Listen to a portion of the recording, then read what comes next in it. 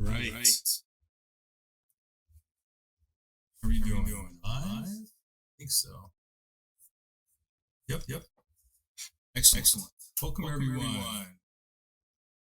Welcome back to the Tyranny of Dragons campaign on the Play Without Ego channel. So we're going to jump right in with a short recap of last week's session. Get everybody up to speed and everyone remember what happened. So as the bitter cold of winter says its lingering farewells to the western heartlands, a small group of friends find themselves at the center of strange events within the city. Spot, an orphan 10-year-old half-orc, finds his street gang of teenage orphans kicked out of their old hideout within the northern warehouse district. They learn that a powerful mage and gruff red dragonborn have bought the old building, but they really don't seem to like the business or merchant types who would normally be making such purchases. There's also something going on with the next oldest member of the gang, Jeffa, who has been going off on his own a lot lately. No one knows what he's up to, and he certainly isn't talking about it. And then there's Jinx, an 8-year-old half-elf, who finds his favorite street musician trading in his usual grand tales of epic heroism for somber songs of Master the Mad and catchy tunes about chromatic dragons flying majestically across the lands. He's also handing out pamphlets for the Dragon Riders, an organization that recently popped up out of nowhere and is recruiting new members with promises of dragon titles and getting to actually meet real dragons. Jinx also has an older brother who is acting even more aloof and mysterious than usual, and is uncharacteristically getting up extra early to attend secret meetings, and then staying out very late. Maybe he got a new job, or perhaps he's being recruited by the Harpers. It's not yet known what he's up to. Then there's Luna, a 12-year-old Aasimar being raised by druids in the grove outside the city, who helps his group of friends, Spot and Jinx, investigate the disappearance of Poopsie, the pseudo-dragon at the Stone Saddle Inn. The shop's owner, Hagrid, is offering a reward of 50 gold for information leading to the dragon's safe return. Careful investigation of the tavern reveals the likely means of Poopsie's capture, and points to a group of recent customers that included Ladria Iginga, who happens to be the same powerful mage who just bought Spot's gang's old hideout. Looking to acquire proof of their hunch and ensure they get the immensely valuable 50 gold reward, Spot, Jinx, and Luna head off to the old hideout, hoping to use their intimate knowledge of the old warehouse to safely sneak in and spy out if Poopsie is being kept there. And finally, we have Alamir, an 11-year-old Eladrin, whose father is a successful merchant dealing in artifacts. He awoke a few days ago to find his mother frantically searching through his father's office and storage rooms. She showed him a ransom note that said his father would never be seen again unless one of the artifacts that he recently acquired was delivered in exchange for his life. After spending a couple of days searching, talking to all of his father's business contacts, Alamir and his mother are at a loss. And so now Alamir decides it might be time to involve his very streetwise friends. So he heads off to the hideout, not knowing that it's been recently bought and abandoned. And that's where we begin today's tale. So,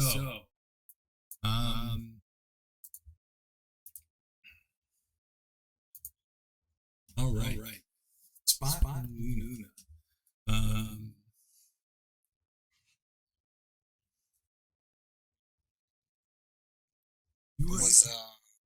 You guys, so you had left the Stone Saddle Inn, and you were looking to head off to the warehouse.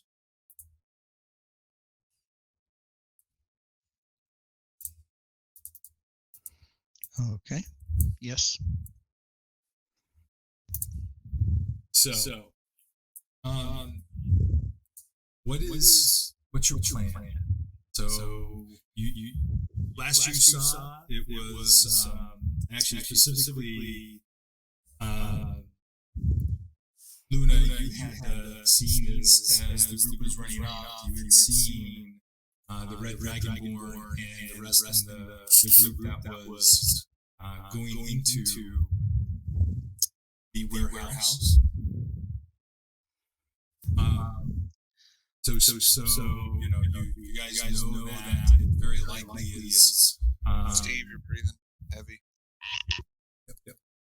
It's very likely not. There's going to be people in it. Spot, you guys, like you've been living there for how long now? At the old location? Yeah. I don't know. We made it. I mean, it was pretty comfortable, so I'm sure it had to have at least been, a good few 3, 4, 6, 8 months, somewhere in there. Wow. Yeah, you guys have been there a long time. I'm sure we'd be very intimate knowledge of the area and how to sneak in and out by side and back streets without being seen, but being able to see if anybody's coming and going. And if there's unusual ways in, like going underneath the building into the floorboards, or if there's maybe a tree, we could go up and then shimmy down through maybe an attic window or something like that event. Okay. So being there that long, I'm sure we had 3, 4 exits and entrances to the place. Exactly. That's what I would think we'd be approaching. Excellent. What do you think, Spot? So let's do this. Narratively in order. Luna, we'll start with you. Having traveled, gone there many times over the months from your home outside the city, how do you think the group safely approaches the warehouse? Was in the middle of this. It's the middle of the day on a work day, so it's the 4th day of the month. Actually, it's 7th. It's 6th day of the month, right? So it's 6 Murda. Work day. People bustling through the city streets. How do you go? How do you approach the actual building? How do you think that happens? Since we're kids, I would imagine we'd probably use crowd to our advantage because they'd probably ignore us as we're playing through the streets and stuff. So as we got closer and we could see the front of the old hideout, see if there's any guards or anything posted out there, then that's probably somewhere where we'd cut off to the side and come into an area that'd be more obscured where nobody would see us entering. Excellent. Does that sound reasonable? That absolutely does. And with the combined knowledge and everyone kind of helping each other and how busy it is, because most of the buildings around this warehouse are active. So that's an excellent plan. So why don't you go ahead and roll a stealth for the party with advantage.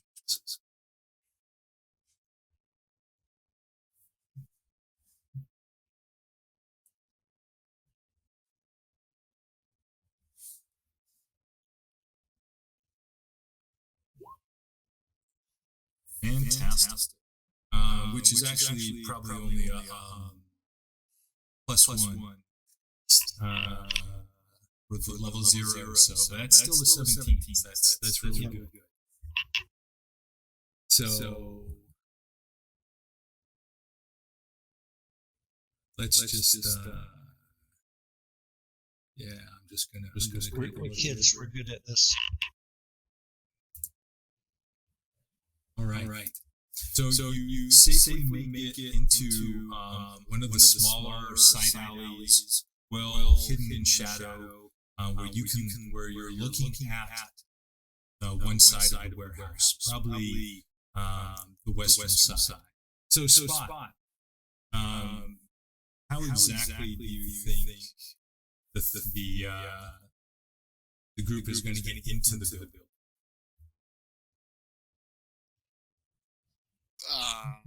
Well, if there's nobody around the front or anything, then I would say we'd probably take the side alley, go around to the back, just the back door, and if there's nobody around or looking out there, I would listen at the door to see if we can just walk in the back door. It's the easy way in.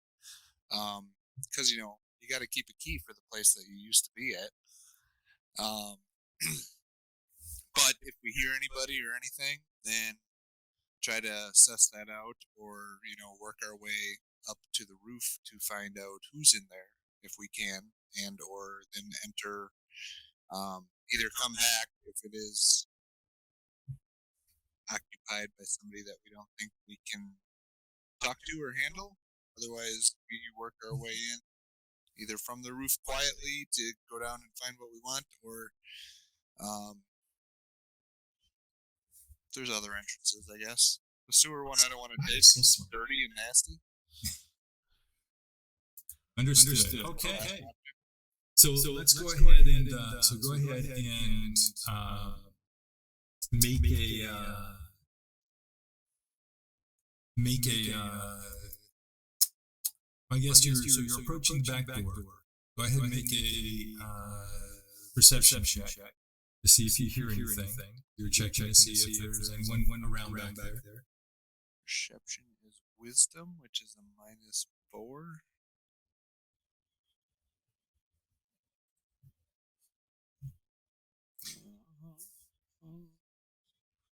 Wisdom. Remember, this is kind of these are kind of you're making these these are kind of group roles, so we'll just give it a -1. Okay. So a 9. Well, if it's I was to say if it's my roll, it would be a 10 because it's -2 off of that. Oh, it is. Okay, that's fine. If it's the group roll and it's a 9, yes. That's fine. So it's a 10. Yep. All right.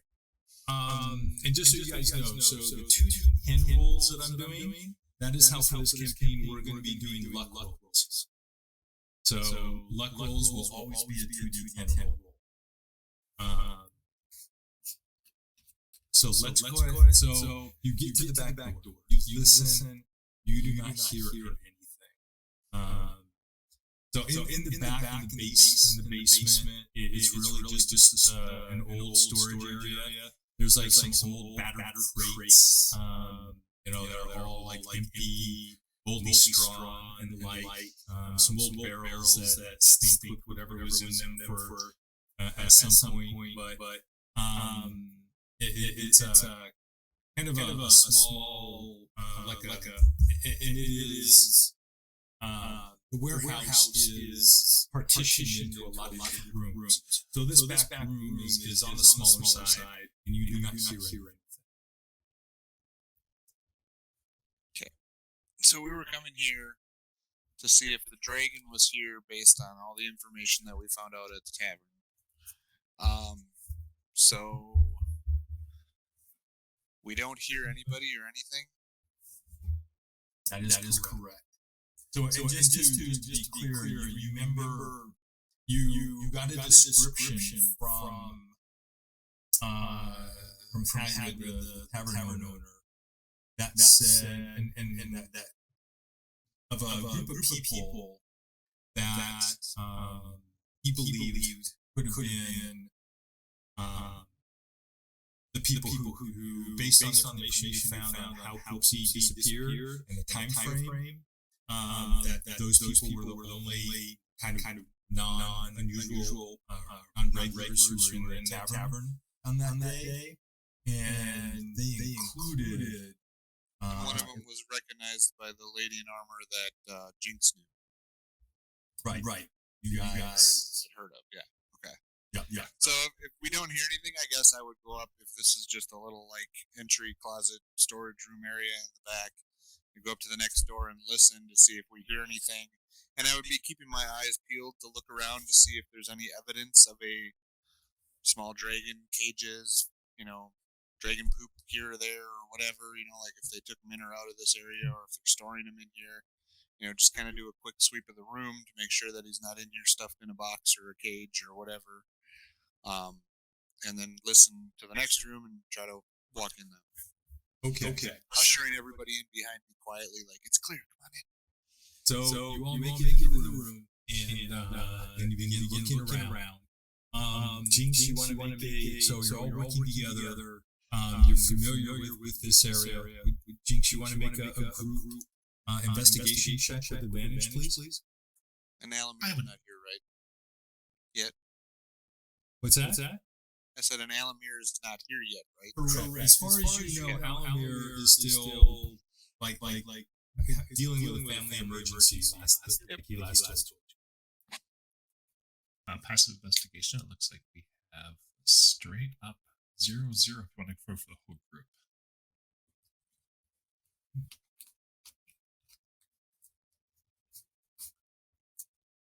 So 9. What was that with advantage? Oh, with advantage. I'm sorry. No problem. It was the little butterflies. 16. So 16. So you look around. You don't find any signs of poopsie. But you do find signs, disturbed dust, footprints in the dust, different things that you remember back here that were in different places. There have been people back here looking around, looking inside things, moving things around. There have been people here, but it doesn't look like they're using the space at this point in time. So they just investigated what was in the room and in the place, but they haven't moved anything in or anything yet that we can see. Exactly. Yep. Look, listen, and slowly open the door then into the main area. Okay. You open the door into the main area. So the main area is immediately. So you peek through. You peek into the main area. And Alamar sitting there walking around going, what the heck? So you peek into the main area, and you just barely open the door, and it's lit. There are lanterns that are lit within the main area. There's staircases going up. There's across the way is the door into the front foyer into the front kind of. This is a weird room. There isn't a big front, is there? It's just like there is like a. That's what There's a reception area, right?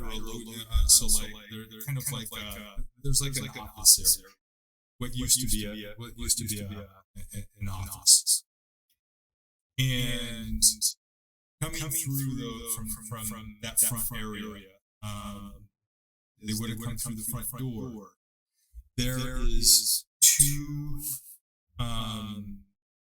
individuals, kind of young. One of them you recognize as Jinx's older brother. So Jinx, you're all looking through the door. You see your older brother with this other guy, probably a year or two older than him. And they walk into the main area, and they go turn to their left and go to your right, crossing the room to go down some stairs into the basement. Jinx, isn't that your brother? What are you doing here? You're muted, sir. I don't know. No, I heard him barely. Oh, okay, sorry. He's whispering. What is he doing here? I don't know. Should we follow him? Do you want to go talk to him, or should we avoid him?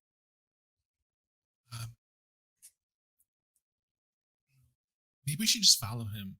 Maybe. I usher you forward then and be like, "It's your brother."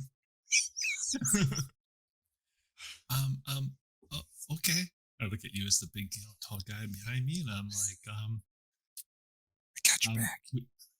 I will slowly follow and try to keep enough distance where we're not going to be quickly noticed. Okay. So you're all gonna sneak into the room and follow them down the stairs. We are going to put our boxes over our head like Snake does in Metal Gear and walk around pretending that we're... Very good. Does that work? Well, let's find out. Luna, back to you. Would you like to make stealth roll with advantage, since you all know the area, still know the area that you're in very well. Your average dex is 12.5. Let's see how well you all going to quickly try to get it down. Okay. So, that'd be a 16 group stealth. That's pretty good. And you make it. So you get to the stairs and you begin the descent down into the basement. Now you know the basement really well. It is a finished cellar for the kind of the cool storage of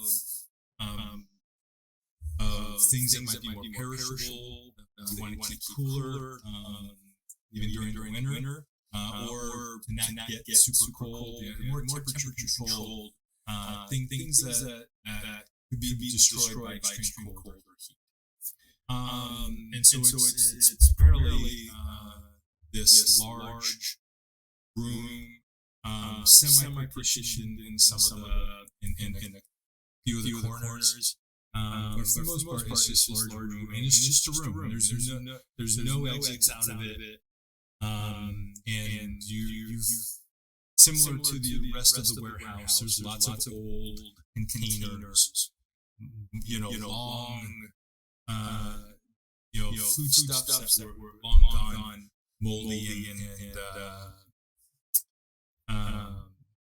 turned to basically dust, and other things that just the remnants of old containers and materials and stuff. So you get down to the point where the staircase continues to the bottom, but if you continue down, anyone inside will see you. But how do you want to try to safely look into the room? Is the staircase dusty? Is there any marks from boots or anything going down? Cobwebs disturbed? Anything like that? Good question. We know this place. We know if anybody went down or not before. So make a survival. Okay. I did figure out how to do the modifications on my stuff to get the minuses that you had in. Excellent. So, advantage or normal? Just normal. Okay. Has a low DC. Oh. You easily you notice that it actually it used to be really dusty. It's been swept up. The stairs have been cleaned. It's not like super spotless, but cleaned up a little bit. It's very obvious that it's not only cleaned and taken care of, but probably gets a good amount of foot traffic. It's only been a few days, right? Since you had to leave Spot's gang, had to give up this as their home. And already there's lots of marks and scuff marks and additional wear and tear on these steps. I point that out to the people who are with me. Now, a question I have is there other ways that we can access, maybe crawl in under the floorboards and maybe peer in through cracks or windows or something into the basement? Or is there a hole in the floor that we can look down in there? No, there's not. There's just this staircase that heads down into the room on the... Wait, what about his food chute that he had on the wall? No, the staircase. This would be. We took the slide out. Remember, it was not that much fun after everybody kept getting splinters. Yeah. So you're. This is on the northern side of the staircase. Goes down on the northern side of the building, and you can you could like try to just crouch down low, or you could try to like hang over or lay down on the stairs to just kind of peek under the level of the ceiling. If I hear no one down there, I hear no noises, nothing, see no lights, I would try to lay down and gently peek in very quietly. Well, when you were following these two individuals, so you still heard them talking. So if you're going to wait until you kind of see what they do, is that what it sounds like you guys are going to do? You're going to wait and see what you hear them. So we know they went down, and we know they went down. I would lay down on the floor, have somebody hold my feet so I wouldn't fall down the stairs, and see if I could look down, just peek in if I could. Am I in more of a darker shaded area, or is there a light source behind me? No, there's no light source on the stairs themselves, but there's the lanterns in the rooms above you, and there are actually just a couple of lanterns, so not a lot of light, but there is a little bit of light down below. Be a dim ambient light, so I'd be semi-obscured. Yep, I'll try, if I feel comfortable with it and I don't hear them close to the stairs, I would lay down on the floor, somebody hold my feet so I don't fall down the stairs. Okay. They've moved away from the stairs into the far corner, so not a problem. Excellent. And Jinx holds your feet, and you look in the direction that you heard them walk. And you see them going into one of those like little semi-partitioned walls, two walls that don't go all the way up to the ceiling. Maybe only up about like 8 feet, just to kind of create a little partitioned area in the corner. And then they go in there and around one of the partitions, and you hear some tapping noises, and then you hear the sound of stone grating on stone. And then you hear a little shuffling from that area, and then stone grating on stone, and silence. I asked everybody else if we want to try to slip down there and possibly get caught, or wait, hide somewhere inside the building or outside the building and watch, see when they leave, and then go see what they're doing after they leave. I'm still at the top of the steps as they went down to sneak and look. As I'm scanning the upper room area, I don't see anything, do I, as far as any evidence of the pseudo-dragon up here or anything like that? Using we'll just use the rolls that you did before, and no, you see more examples of people kind of maybe doing a little cleanup, checking things out that were in the area. The lanterns are new. You guys didn't really keep lanterns, of course. But that's it. So there's signs of activity and people using the space, but no signs of the pseudo.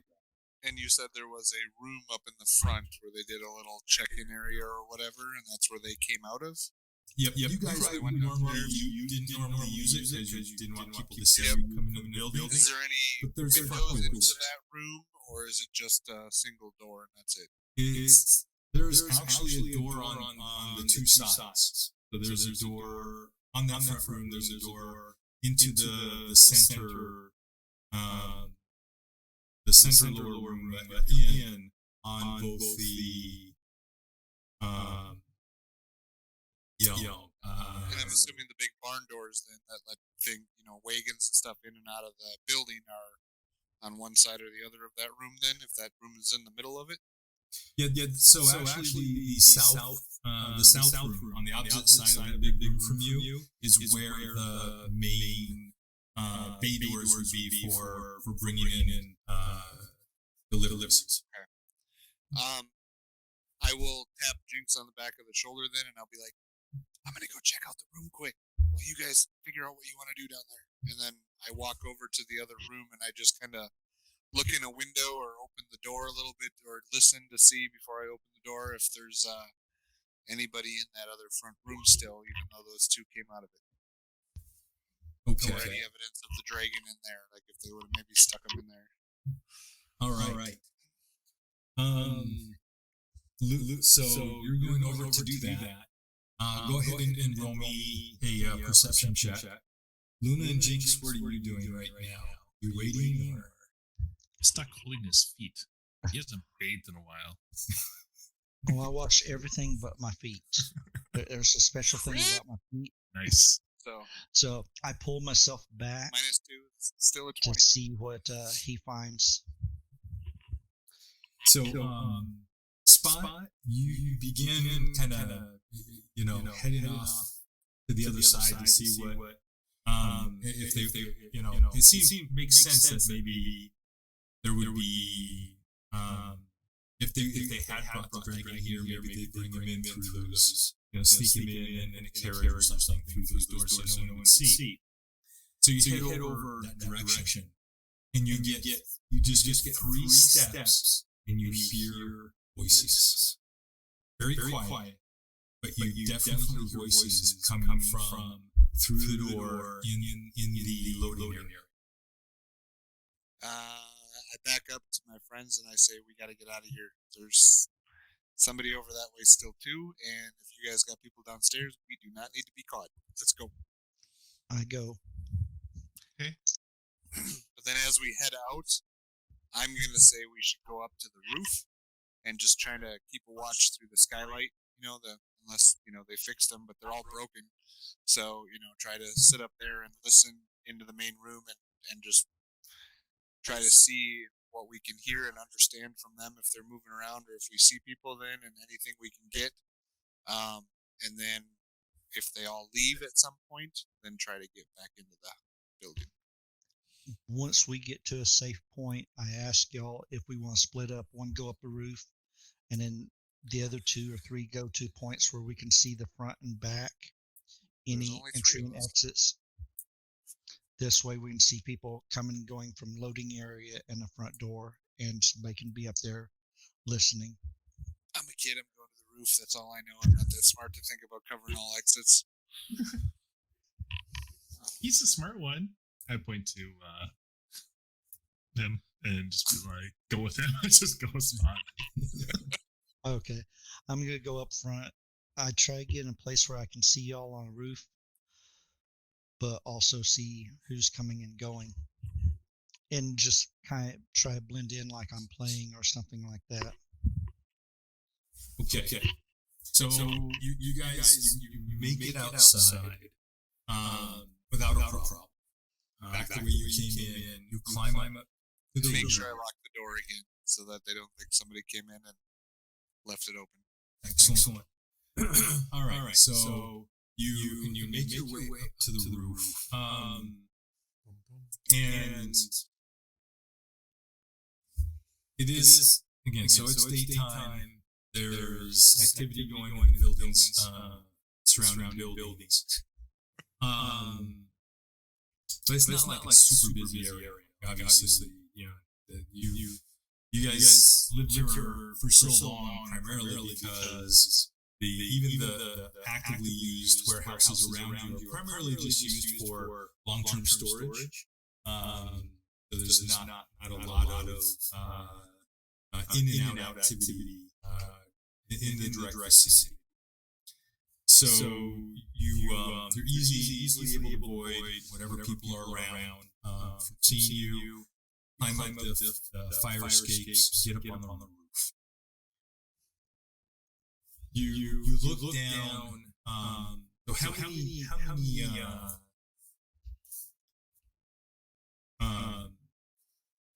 areas are there that you can look to this warehouse?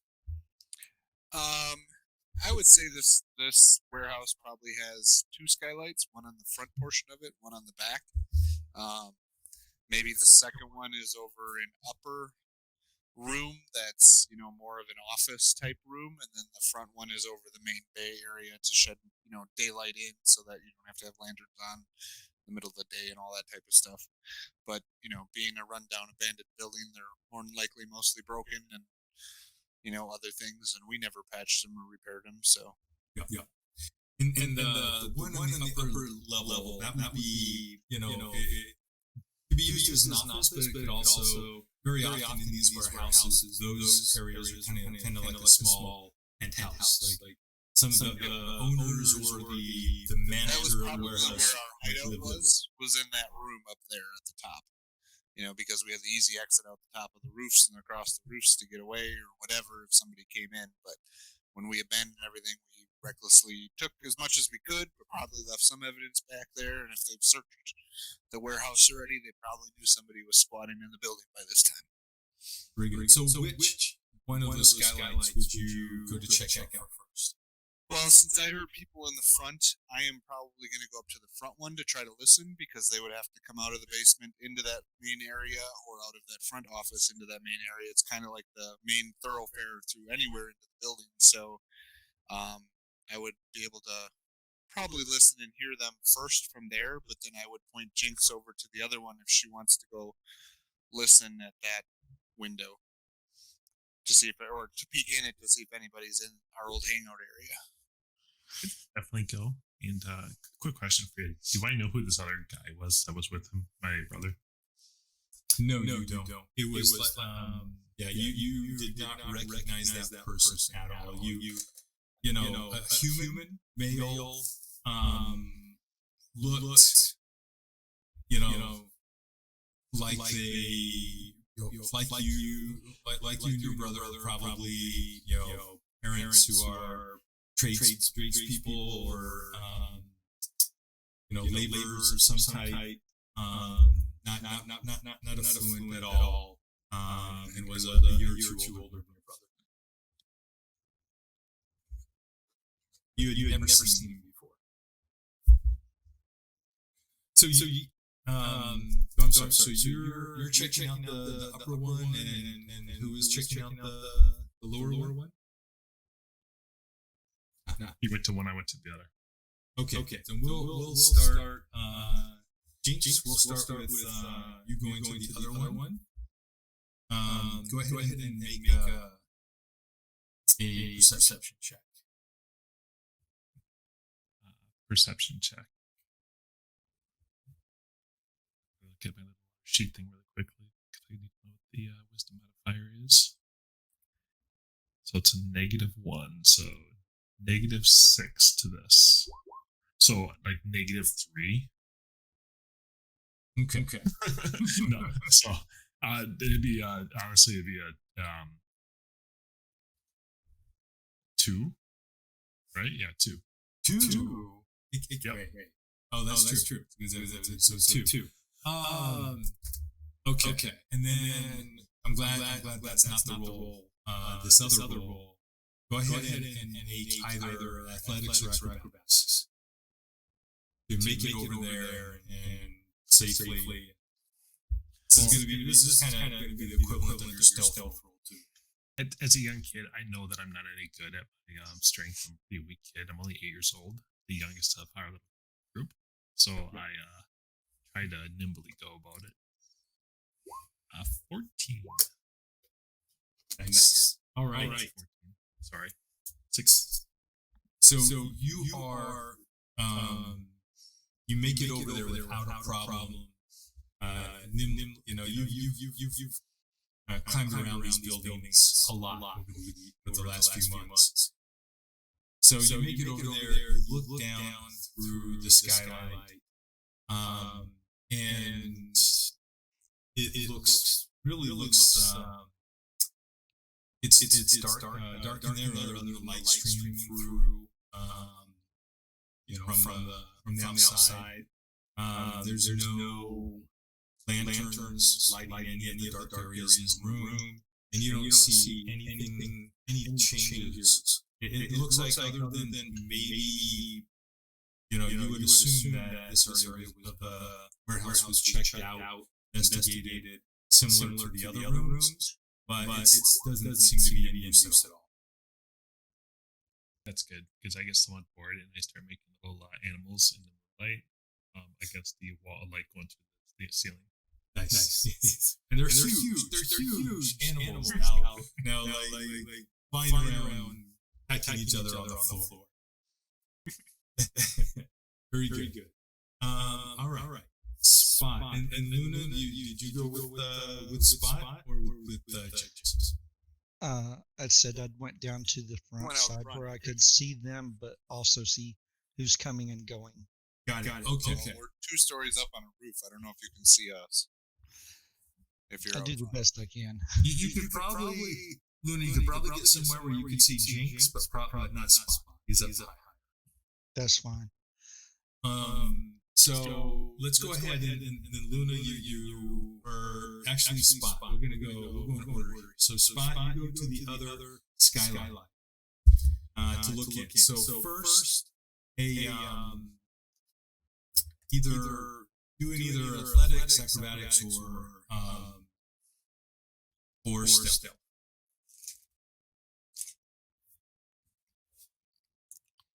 Athletics, acrobatics, or stealth? Yes. Just something representing you getting over there safe.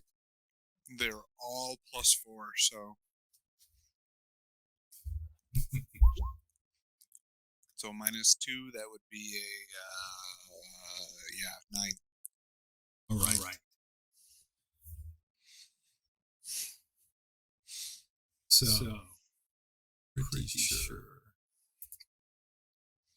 Yeah. You get over there, and you know you're not as quiet as you should be. There's still some broken glass and some of the wood and tiles on top on this section of the roof are loose. So you get there and you look through the skylight, and immediately you see 2 people sitting in chairs. This room has been completely cleaned and refurbished. The skylight. So I'm looking into the front room and not into the warehouse. Correct. You're in the other. You're looking through the skylight into that office penthouse. Oh, I was doing it the other way around, but okay. Oh, sorry. I had it backwards in my head. But so you're looking in, and you see. You've never seen her, but you've heard the descriptions. So you the lady in armor. That's all I know her by. Although you've been told, yes, you see. Yeah, we've been told her name, but in my head it was just lady in armor. Yep. Okay. And you also see. And another person who you've seen just by or heard a description of. These were the 2 people who were with the halfling and the other human, dark-haired human at the table within the tavern the day that Cripsy was abducted. And we still have heard about this dragon cult, so we feel like these guys are worshiping dragons, and that's why they stole Poopsie, right? That's still our main thought process, and that's why we want to take them back from them, because we don't know what they're going to do to it. Technically, I don't think that this group has been tied. That you've tied them to the Dragon Riders. But our singing person was talking about joining the cult and all that stuff, and there's a new dragon cult in town. So now when we feel our friend's dragon was stolen, my thought would have been like, they're going to kill him or something. We got to go get him back. That's all I. Okay. So that's fine. That works great. I don't think that had been said yet. So that's your. If that is your thought process on it, yeah, that is perfectly valid. Absolutely. So you see these 2 individuals, and you realize they don't look up. They didn't hear you. And so and they are the woman, Ladria, is obviously very agitated. How can they do that? Why would they think that is okay? Don't they know what we're trying to accomplish here? We kept him knowing right.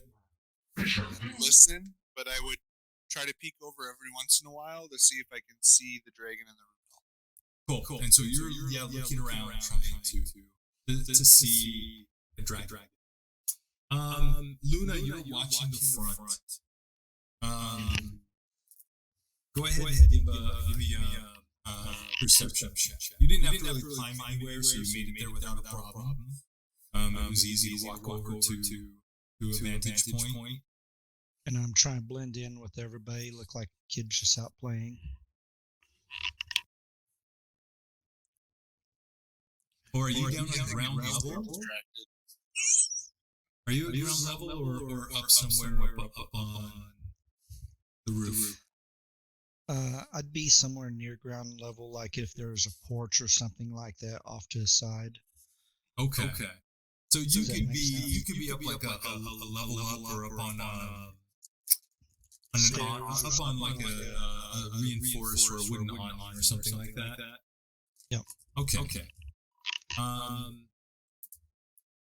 So you look out. You're watching the front, and you see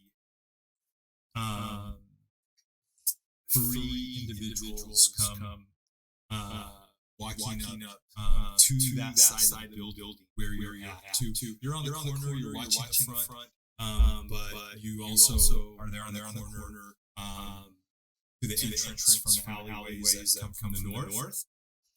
And you hear and look over and see 2 human males dragging a third between them.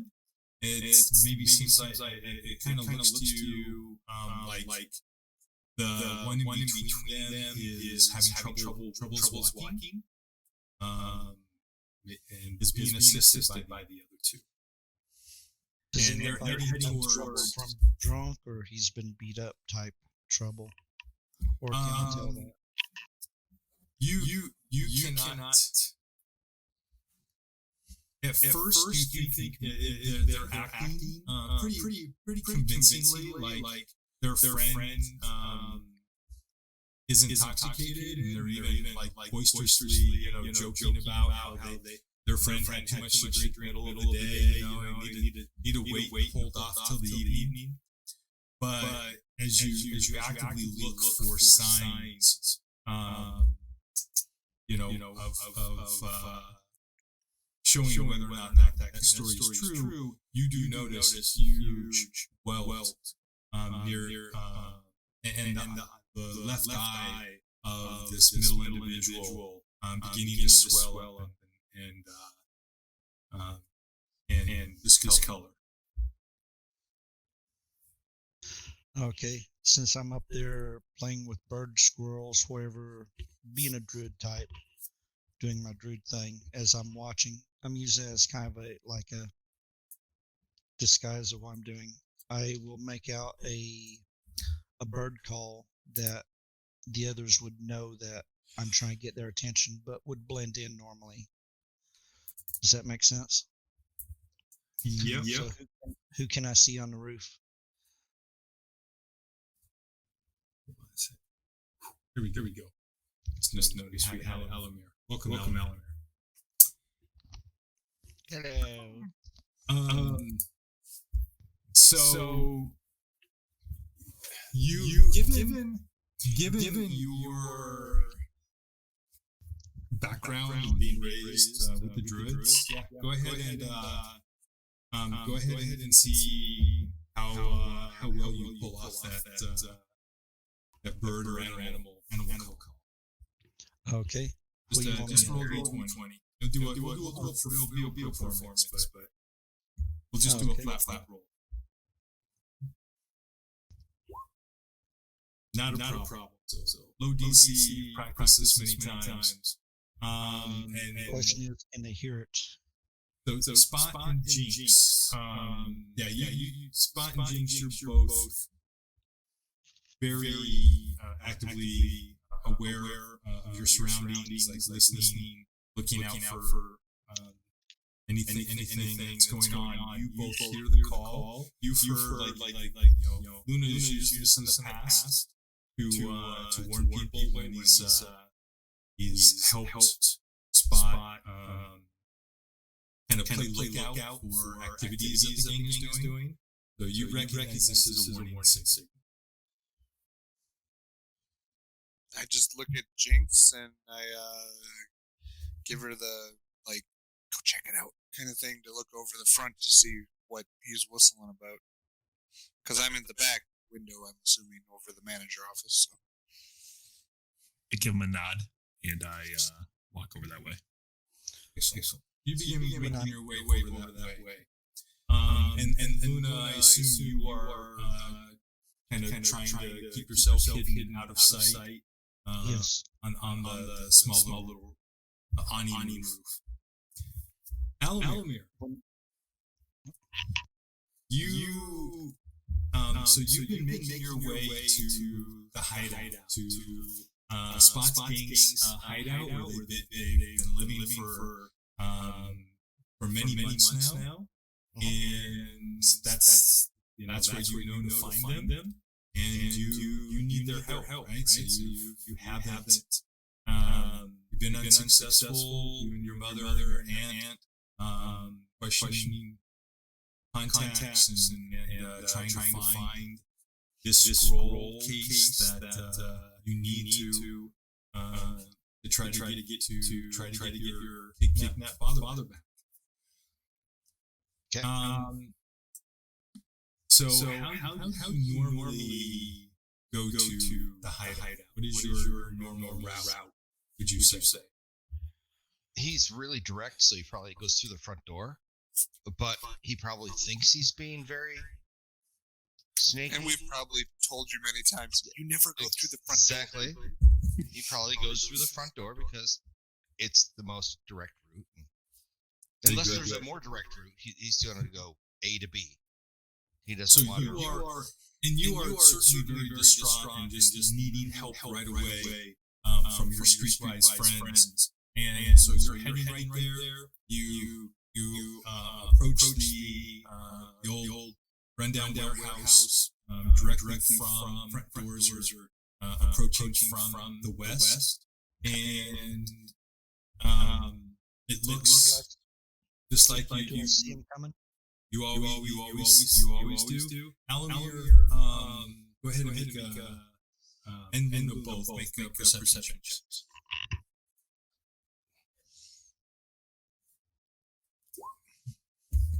Good. So no, you're hiding. But Alamir, you notice just off the left-hand corner as you approach, there's a wooden awning that is, kind of hangs out over a side door. And on top of that awning, you see a figure laying down. And it is, you can clearly make out the features of your friend Luna. Laying supine and perfectly still, looking off to the right. So his head is turned away from you. Gotcha.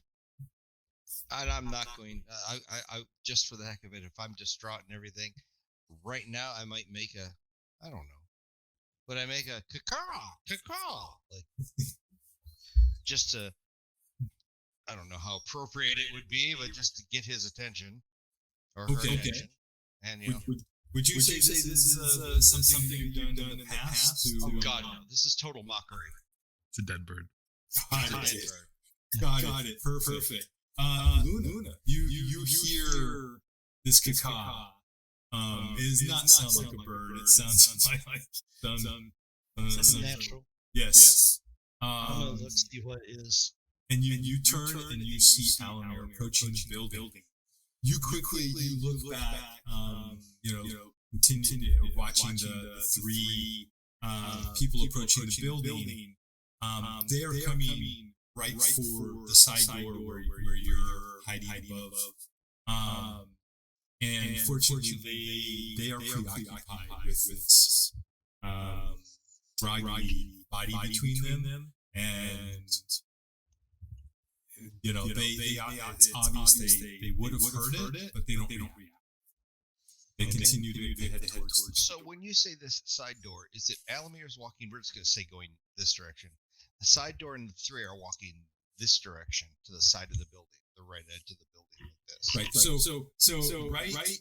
So as you're facing the front wall of the building, yep, the entrance that they're heading to is just around the left-hand corner from you. Got it. Okay, that's what I was wondering. And I don't see them coming because they're coming east. Right, they're coming from the middle of the building, walking up to that corner. You will see them eventually walking in. You'll just catch their shoulders from the side of one of them as they approach the door at the very last moment. Luna, you hear this, you see Alamir. What do you do? I look over and make eye contact with Alamir, and I make hand gestures to stop, don't go in the best I can, or try to flag him to come to me and try to do something like this that he would know, okay, be quiet. Still a busy street, right? As far as people, you said? There are people around, but no, we really have established that the busy streets are surrounding this little section of the warehouse district. This area is really intermittent deliveries for long-term storage, so you don't get a lot of traffic. That's the reason we were able to hang out there for so long, because there's not a lot of people around. Exactly. Does the gang have a normal set of signals, such as, be quiet, walk slowly, buck teeth, funny ear, whatever? Sure. Whatever. You make them all up. We'll go with it. Well, no. Luna has to make them all up. But do we have that set? Well, actually Spotty would have been the one who would have made them up, but we'll just assume. So yes, they do. Yeah, we would have probably been like we would have signals around the building too. Like if it's no longer the hideout, there'd be like a red mark somewhere that we would have put with chalk or whatever. And then if there's, if somebody's trying to get your attention, you would know the hand signals. Okay. So it's kind stop them over by me instead of going in there. Yeah, like a very basic. And since some of those have, we'll say, sticky fingers and others look out for them, we'd have different gestures that be like, nobody else know but us.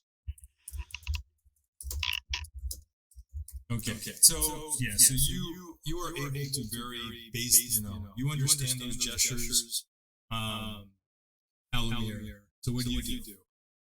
So if he says, one more time, Luna, what do you say to me? Stop, and I do like this real quiet. I'm gesturing. Are you calling me towards you? I'm gesturing there's danger towards the building, and try to come to me very quietly, stealthily. Now, can he go into this building, go upstairs, and then come out on the awning, or how would he get up on this awning that I'm on? He would have to climb up the side from there. Would the people going in the side door be able to see him? At this point, so it'll just be like they're approaching the door right now. It's only going to be another 10-15 seconds, and they'll be opening the door and going in. I'd give him a hand gesture, wait, be quiet, and then once they go in, then I'd gesture him up to me. Okay. And then I would backfill him on everything that we had seen and known, and see what he's up to.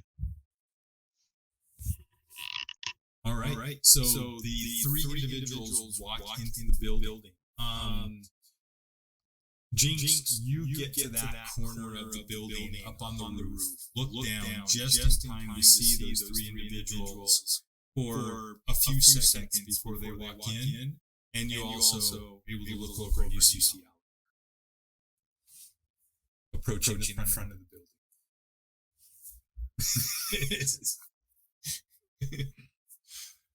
Do I see Jinx? Do you look up? I don't know. With my perception, do I suddenly see this hand motion of, oh my god, oh my god? Yeah. Now I have miscommunication. I don't know whether I should be coming or going. I'm torn. Yeah. So Alan, you do. You see. You also right at that moment. You also saw the shoulders of the individuals as they went through that corner door. So the door closes. And a few short moments pass. And it's silent. There's no one around the street.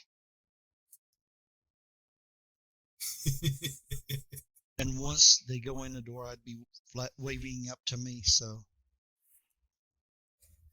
okay. I think I got a good safe hiding place. Luna, did you lean back or walk away from your camera? Because we can't see you. Yes, I stepped away, but I still got headphones on. Not a problem. I was just making sure. He's not on the floor. We're good. So I approach. I suddenly turn it, do my Mission Impossible movements. I walk up to the door, flatten myself against the wall, shimmy along the wall, get around the corner, and apparently I'm trying to climb up to an awning that I don't know if that can hold two people's weight. So are you saying I'm fat? I'm thinking I'm the one who's fat. So He's a book nerd. He's fat. Yeah. So Alamir, you get up there. Luna's just it's easy for the two of you to whisper a conversation to each other. Mm-hmm. He's putting on horns. Luna, what do you? If that's what Luna looks like, oh my god. Probably not at 12 years old, but Is Scottish. A Viking. Okay. So we So Luna, what do you tell Alan when he approaches? You're muted. I'll let Almir know that we've lost the hideout. There are people in there. And Spot and Jinx is up on the roof listening in, and we're trying to find our pseudo dragon. It's not ours. We have a pseudo dragon? When did we We're get a trying pseudo to dragon? find the Hagrid's pseudo dragon. You know Hagrid. We Yeah, just okay. hung out in his area before. He's very nice and always fed us, extra food if he had it. So And he lets me play his pseudo dragon dragon. went missing. Gotcha. His dragon Hopefully went he would missing. tell you that. And at the Yes. same time, I informed him about my father being kidnapped. Which you had told them. No, actually, I guess you just told them something. No, was but even if going I on. told them that I'm not going to be around a while because we're looking for something from my father, I would let him know now exactly what we're looking for. Since Right. we're already looking for a dragon, let's see if the scroll case is also around. And I have not seen his father or his brother or anybody related to them go in and out the building, have I? No, not You at don't all. have a brother? Other family members. No, he only has his parents and an aunt and uncle that you know about. Unless you know of a brother that I have? Your mom didn't tell you? No. I'm joking. I'm Your joking. sister's Luna. She just hasn't told you yet. Oh God, please no. So you have Scottish one, I guess. so you exchange information. So Luna and Alamir and Jinx, you're looking down at them. You're too far away really to be able to safely talk unless you want to try to whisper down. Stop dropping stuff on us. We can't hear you. Sorry, I wouldn't whisper anything out there. I would not give up our position of any kind. I would be the good little kid. But you would drop steel ball bearings on our head. Great. Steel ball bearings. I would drop the feathers of all the birds that left them up on the roof. Oh yeah. You killed all those. There's definitely feathers and dried poop. So With dried poop on them. I drop them down for you. Gotcha. I know our.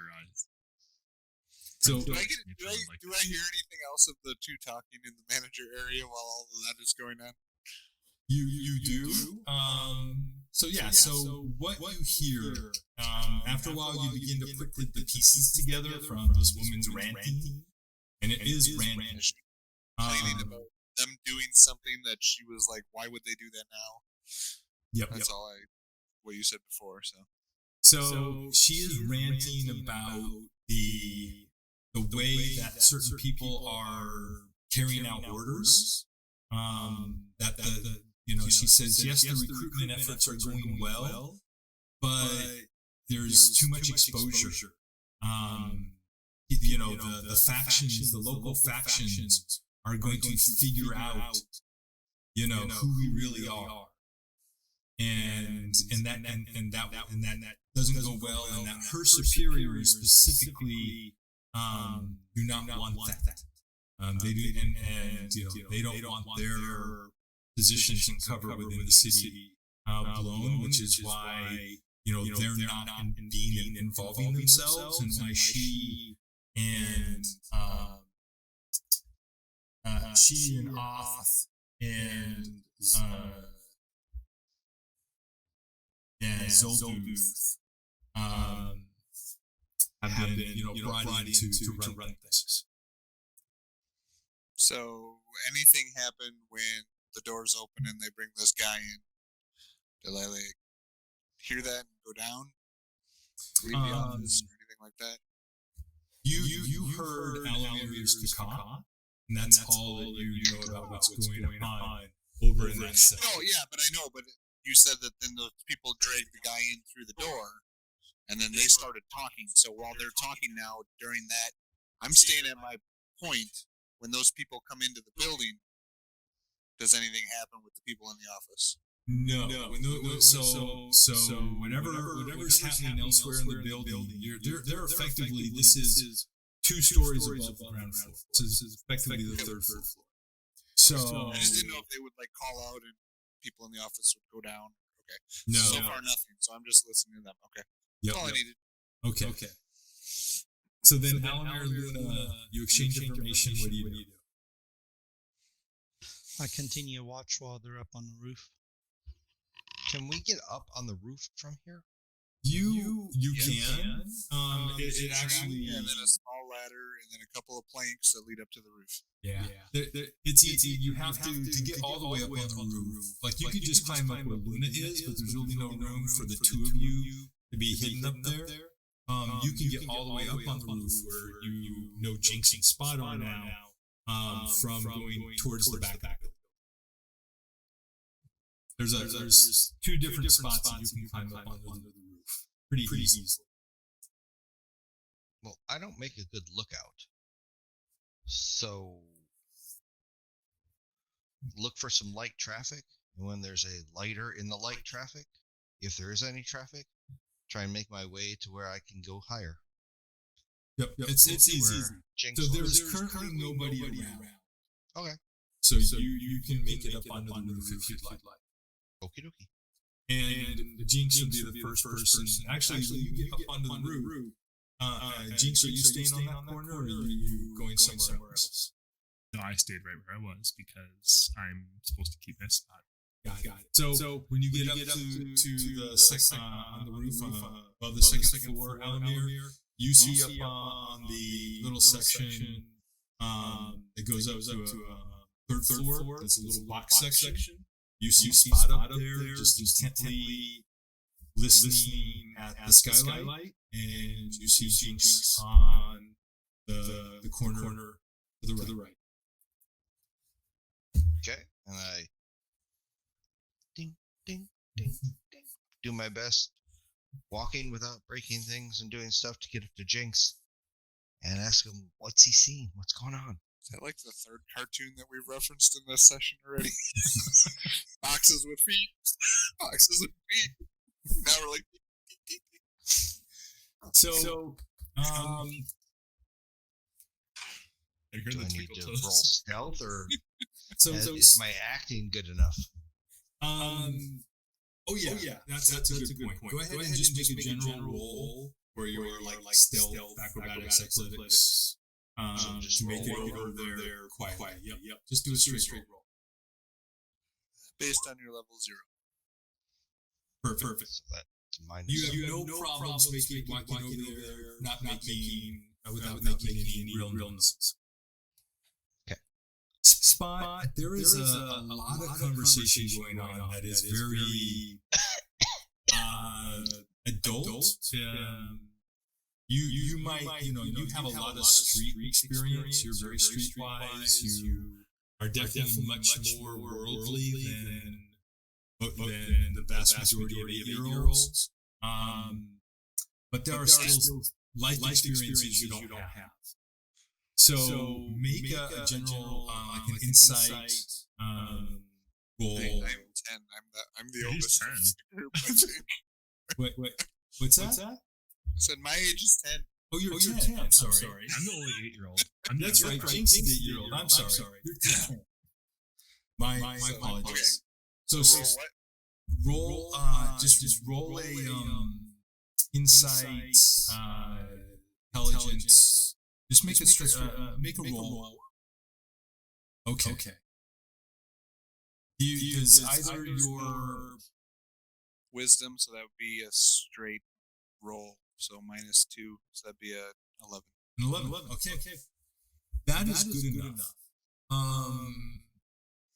I would have had a higher DC for the other ones, but you get a straight DC 10. You are able to piece out. There are things that this woman is talking about, having to do with organizational structures, having to do with politics, and it goes over your head. But there are a couple things that you pull out of it. She is worried about the exposure because her superiors are going to be upset. Like that's pretty understandable to you. Yeah, I understand levels. I don't know who levels to report to who or whatever, but I understand there's a mayor, there's a council in the city, but then beyond that, it's like the police and me. Yep. And that's pretty much how it goes. She also makes reference to how at least she has her special gift that is going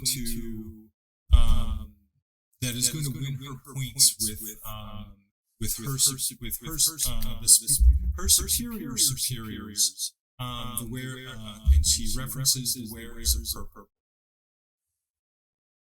The wares of purple. Somebody write that down. Who's taking notes? Tom's taking notes. The problem is, if I write it down, I would be like, I don't know why I did this. So I gotta start a new page. Hold on. Special gift, and she refers to it as the wares of purple. No. That she had that there is a special gift.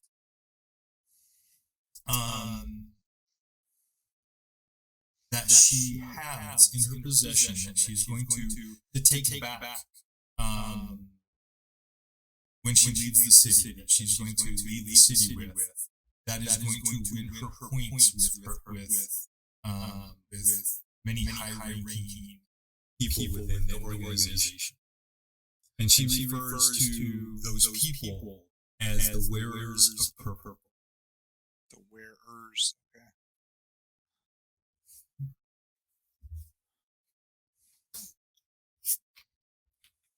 So her higher-ups are called the wearers of purple. Yep. Her bosses. Yep.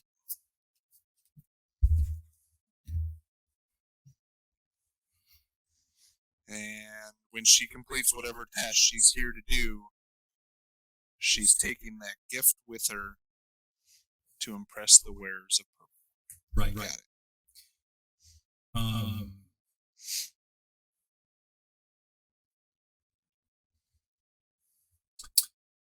And then So the in all manager, of my peeking every once in a while too, I still haven't seen anything about the dragon in the room, right? right, and you keep looking around, and you do not see any signs of Poopsie. Okay.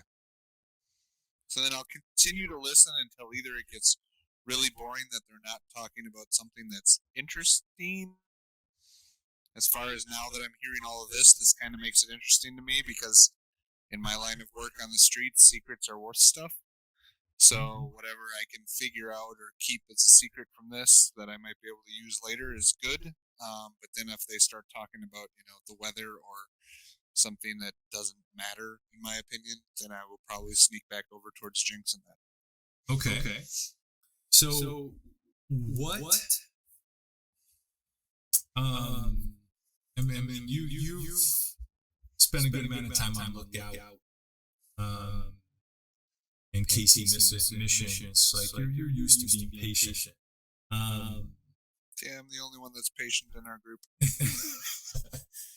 Alamir, so Luna and Jinx, Spot is just kind of hanging out, like obviously engaged, and seeing something wherever. As I say, you probably see my head like at the level of the window, and I'm like holding onto the wall a little bit, and I'm just like up and listening. And you guys know that I'm listening intently to something. But so Alamir, you are kind of on a timetable. You came for help. Find your friends to help with something. How do you feel about just sitting around waiting?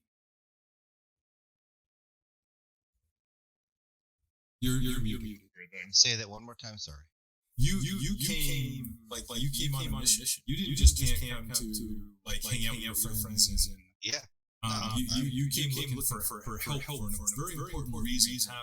How do you feel about just kind of what are you doing while Spot is obviously intently listening to something going on up on the third floor. Jinx and Luna are just kind of patiently waiting to see what happens. What do you do? Well, if I'm up there with now Spot, correct? you're with Jinx. Jinx is on the same level. Okay. So I'm on the corner. I'm basically, talking to Jinx, and I'm like, I explained to him that we have to find the scroll case. My father's been kidnapped. If we don't find the scroll case, and I'm intently, almost to the point where I'm shaking him, because that's what I do. Is Jinx a girl or a boy? The baby syndrome. Baby syndrome. And since you're 8 and I'm 11, I'm like, what are we doing just sitting around? We need to find this thing. My dad's been kidnapped. And we can't find the scroll case. Hold on, let me hit mute.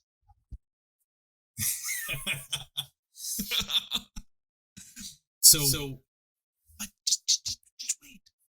But Alamir, does it really register with you that there's something strange going on? Like this, why are you guys not inside? Why were there strangers walking into the building? I was gonna say, have you guys told him that we've abandoned this place? I know. The only thing you heard was from Luna, who told him that it was we lost the place, or basically got stolen essentially, which is a complete misinformation. And the thing is, that went in one ear and went out the other. With what's going through Alamir's head right now. To him, that still means we can still use the building because we need to find the scroll case. Might not mean anything to you guys, but that's how remember, he's 11. Why did You came here to get our help. You don't need to get into the building because the scroll case isn't going to be here. I don't know where it is. It could be in there. Okay. You don't know where it is? Nope. Did you check? I've been looking for it for the last, week, Tom? Last 3 days. 3 days. 3 days. Last 3 days. And I just start talking about, I've gone and talked to my aunt, I've talked to my uncle, Put my hand over his mouth. we talked to and he's just rattling this off to an 8-year-old, like the 8-year-old's going to actually... I put my hand over his mouth, trying to stop him just talking. And he's whispering. this. Because apparently only the 8-year-old's there to listen. So, Jinx, the story that Alamir tells you, just to the one important piece of detail is the description that he has for the scroll case. And he describes it as it's black ivory with intricate carving and scroll work on it, with draconic runes and images of dragons. Ooh, the draconic runes, what did they say? Rawr. I don't speak draconic. So I just said rawr. So he doesn't know. So Yeah. He's explaining Rawr. because he doesn't know what to say. So okay. Right. Well, But still, that's just the description he was given. He hasn't seen it. Correct. So just be quiet. It's possible if we find the pseudo dragon we're looking for, we might find it because dragons and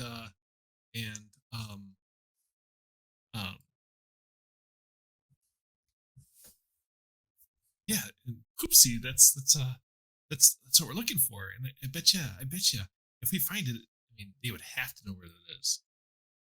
I don't know. I got nothing. Do I accept that? I don't know. Do you? I don't know. Here, I'll tell you what. Are you trying to convince me? Yeah, I'll try to persuade you. Just slap him. You get a +2, so it's gonna be different than this roll. So a whole 11 to persuade you against your insight. So this is going to be an insight minus 4. Yeah, minus 4. It looks like you did it.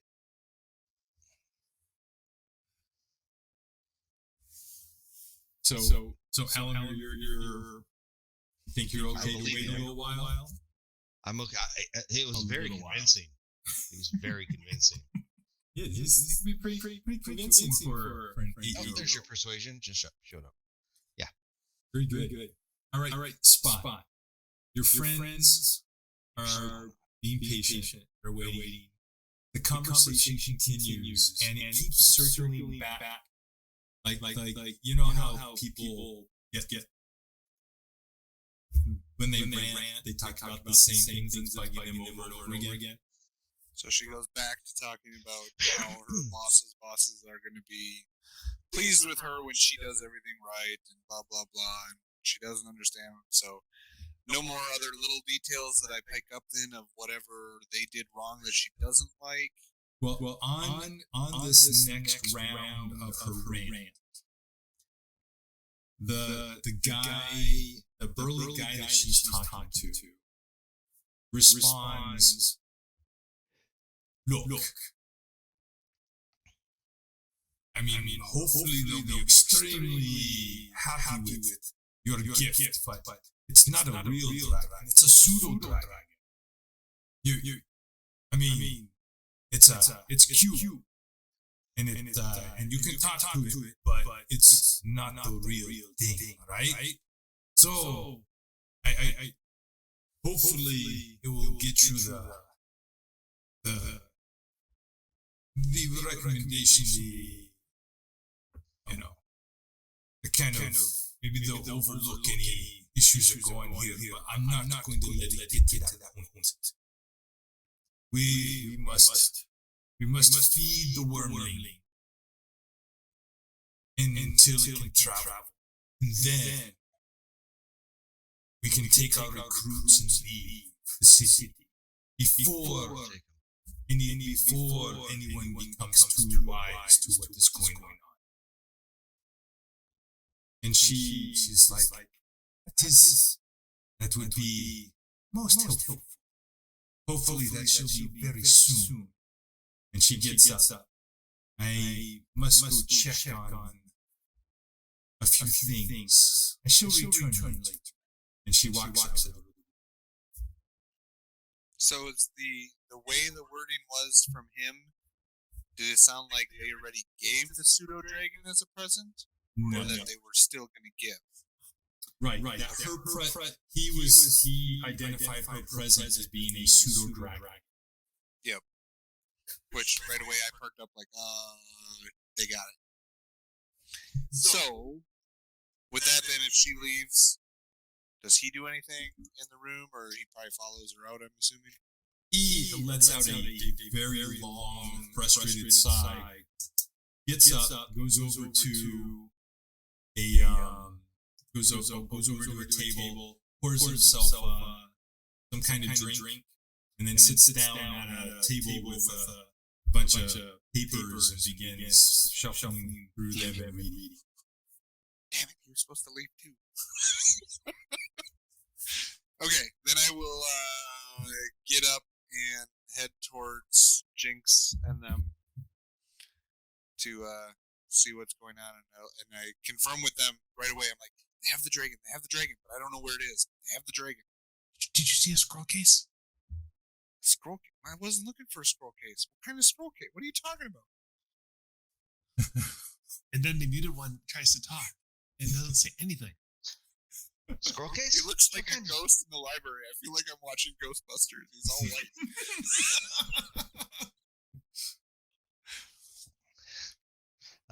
Alamir explains the scroll case. It explains his father's been kidnapped, and the scroll case is missing. So we need to find the scroll case to save my father. Which is more important, the wormling or my father? My father, of course, because Wormling? it's How do my you father. know about the wormling? Because you just I said just something heard about that. I was That's talking right. about You the did pseudo-dragon. your voice went all the way to the roof. No, I did All not he say mentioned was the anything. scroll or the Oh, I said a the whisper. pseudo dragon. That's right, pseudo dragon. We can go back since we know they have confirmation of that verbally. I don't have. That's why I was trying to find confirmation somewhere in there that like of dragon droppings or something that we could take back to him to get the dragon back. Yeah. I still At least don't I'm think not he's a gonna floating get it head back like either Steve. way if we try to have the police do it for him, because I'm sure there's some kind of corruption there. But not what a 10-year-old thinks. Just out of character.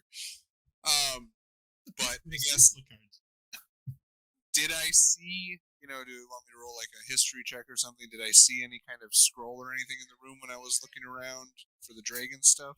You very clearly, like there were scroll cases there. But the description you're given of like a black scroll case, no, absolutely not. They were all white, off-white, different. A couple of them were bound in silver or gold circlets, But but nothing in the. nothing black. Well, I would say then, from what I can recall, I don't remember seeing. Excuse me. Any kind of black scroll in the room. So, let's go back to Hagrid quick. Shut up. It was a quiet cry. And tell them that they have the dragon and see what Hagrid wants to do about it first. Because I don't want a guy to get snuck in and get caught trying to just take a dragon back. I think he might have a better chance of going in with the police or something to try to get it, and then we can focus on your dad. So, quick, let's run over to the tavern, tell Hagrid, and then let's go look wherever you think you might have the scroll. And we get finder's fees, right? Reward. So Jinx, Alamir, and Spot, you're all on the corner overlooking the front and right side of the building. Right below you on that right side of that corner is Luna lying still on the top of the line. Just then, there is a noise, scraping noise, footsteps coming from the alley to your right, from the north. And from the exact same alley that the three men walked down, you see the red dragon board. And he has this huge sack over his back. And we tell what's in the sack. Is there like something moving in the sack? So he steps out of the alley He looks around, and he reaches into and you hear the sack is moving, like as he steps out of the alley, all of a sudden the sack starts moving, like violently. Something inside trying to like push or rip its way out. And so the Dragonborn looks around, flips the sack open in front of him, and opens it, and out pops a Genie. face. Just a face. The head Floating head. of That's not Poopsie. no, it's definitely not Poopsie, but it is a face that Spot knows. Only a mother would love.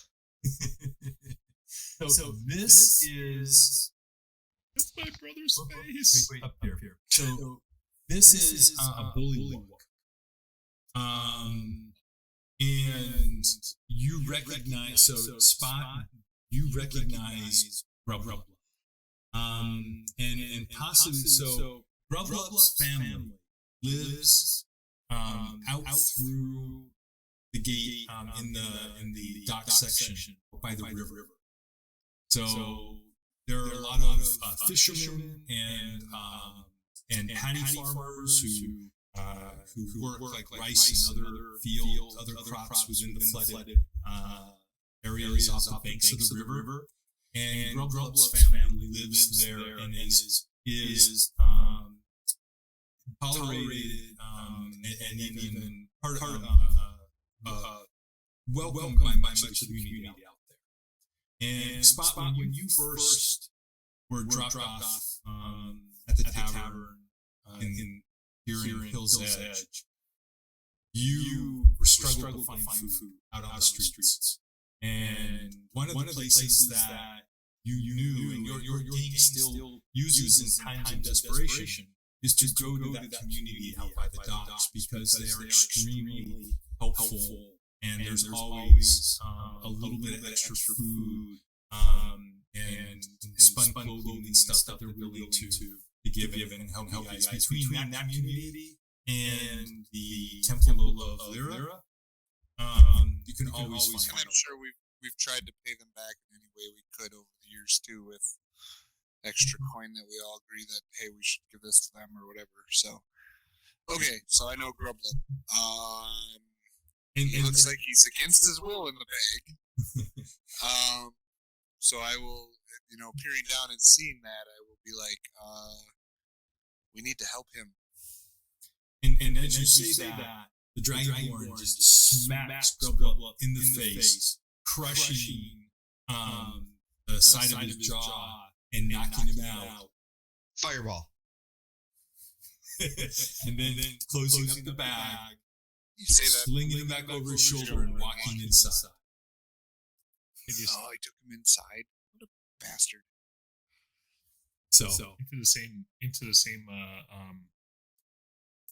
warehouse that we're over. yes, into the warehouse through the exact same door underneath Luna. Very popular door. And you know that door is the closest door to the staircase down. So they're taking everything down to the basement. What do we know about our basement? Just like Layout wise, and when you go down those steps, what do we know the layout of it. So based on the last time we saw it, because I'm sure they've moved stuff around or something maybe, but is it just one big open room? Is it a couple of different rooms? Well, from what you saw when you went to the top of when you went partially down the stairs, and what Luna saw, they haven't really moved much down there. They've cleared away some of the stuff to make a path. And so what you remember of it is it was just this large room about 3/4 the size of the total warehouse, directly underneath in the center of the building. And it was just extra. It was more temperature controlled storage, and there were 3 of the corners. Basically, the northwest, southwest, and southeast corners had these little partitions where the walls didn't go all the way up, where they're kind of like little rooms for special storage. And that's it. Like that's like other than that, there's just like broken crates and boxes and stuff, and rotted foodstuffs and things of no value. So it's like a root cellar. Yeah, and very sparse. Our entrance from the sewer comes into there somewhere, probably through a little grate or something on one end. It's nasty, and I hated using it all the time. So it was like last option exit.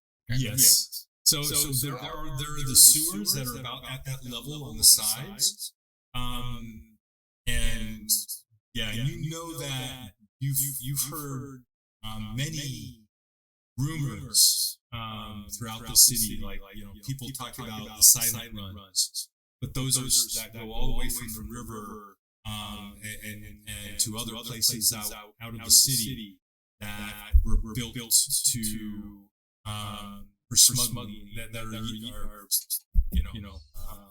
supposedly used or valued as avenues for smuggling goods into the city and not have to pay the taxes at the gates. Who else knows about Grublub? Like that would be concerned about him or his family from that area, maybe. Any of the people out there, I mean, they have some good friends. In the city, no. And in the city, no one that you know of. Other than you guys, like I'm sure Jinx. Jinx is the closest in age to Grublub. So probably spent some time together out there at some point, but no adults that you know in the city. Because Grublub and his family don't come into the city, because while they're accepted in that community, they're seen as monsters in the city. Yep. They're cute though. Why do you have to go find your father? Damn it! Now I'm torn because it's like we should create havoc. Go talk to Grublub's family, get as many rats as we can together, put them down in the sewer to come out of that entrance and create a little havoc, and then we run down and grab our friend and our stuff and the dragon, and then run out as fast as we can, whether it be back out where the rats are coming in or not. It'd be like quick in and out.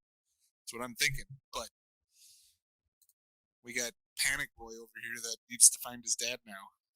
If we get Poopsie, I'm pretty sure we'll find the scroll because they're both dragon related. So yeah, everything seems to be about this dragon stuff in town all of a sudden. Yeah, next thing you know, they're going to create a dragon festival, and we're all going to have to dress up with dragons. Hey. You know that they can ride dragons, right? I've heard of dragon riders, but I've never seen it. That's what the pamphlets said right now. The pamphlets had pictures. Yeah. It was awesome. Well, you know what? You guys really... I look to Alamir then, and I go, do you want to go in and see if your scroll is here? Do you think it's here? I mean, what is your thought process around finding the scroll for your dad? We've looked everywhere. Who is the people threatening you that are telling you need this? We received word from the Hutam. It was anonymous. I don't know the Hutam. It was what? It was simply an anonymous ransom. A ransom note saying that they had taken my father, and his life depends on them receiving this black scroll case. So you have to have a way on that ransom note that you're supposed to give it to him, or there's a blind drop off signed by listed somebody, on. or there is a place listed to drop the scroll off. Yeah, there's a blind drop. When and where and how? The blind drop. It is. It is in a park in the city, one of the small little parks in the corner of one of the residential districts on the edge of town. And his mom had to go drop it, I'm assuming? Just a blind drop. We've talked to my aunt. We've talked to my aunt and my uncle. We've talked to endless amounts. I'm going to say endless. It's probably like 3 other people that we are on the list of who might know where the scroll case is. Other buyers of the rare antiquities. We talked to whether that be scribes or mages or whatever. Merchants. Nobody has seen this. Other merchants of selling these rare goods have seen a scroll case like this. Yeah, but they're asking you. They must mean you have it somewhere. And Alamir is really into his parents, what they do. He loves to read. He loves to be involved. But the thing is, his parents at the same time are very off-putting of, no, we don't want you part of this. So he does it just out of his own wanting to do it. But does he even remember a scroll case, Tom? Well, you've seen scroll cases. And if I might, like from our conversation about your parents, your parents, like they're very, like I think of them as parents who are like you know, in terms of like real world homeschooling, they're unschoolers. They let you find kind of your own way and give you a lot of freedom, right? So if you were really interested in artifacts and history and the things that your parents are into, they may not want you like involved in the business side, but they would certainly give you resources to explore and learn about a lot of those types of things. You're muted. And so what he loves to go on the trading routes. He loves to go and see what they do. Whether he may not be part of the actual merchant trading, he's going to other cities. He's gone and seen other things. And that's the thing he loves. He loves finding out about anything that he can either read or see. So this note says, find this black scroll case with the scroll intact, and we will return your father. So in his own mind, first thing he's trying to think of is, have I ever seen it? And he doesn't think he has. So he went to other merchants, he went to other scribes, he went to other, and trying to track down this scroll case that potentially, supposedly came into the city at some point. And what you know specifically, well, because the ransom said, is it was part of the very last batch of relics that your father came into the city. Acquired. And that's why we are frantically searching for it. So to him, that's very important.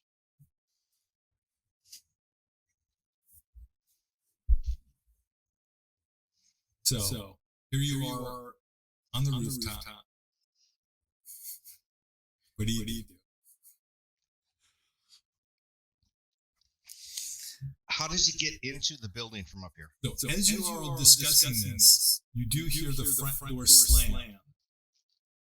And you see the human woman quickly walking away to out the front door and heading right. Heading west. How does Alamir get in from up here? Other skylights. Are there skylights with ladders? Are there skylights with causeways? Are there skylights with... They're broken skylights. We have to drop in, which means you're going to drop down. Drop a rope, zip down, do the full special war tactics? I would not leave a trace of us going in, because how are we going to get it if we need to go out somewhere else? Yeah. So I would say we'd have to drop in and try to find the closest box to drop onto, and then drop down onto the floor, sneak through, which we had there, but I don't know how much they've moved around or cleaned up as they've done. So if there's something close to the skylight on this end, because I would tell you there's somebody in the office, so we can't go in there. There's also on the one of the second floor windows on the escape. On the fire escape actually has it's unlocked. Like you can go through there.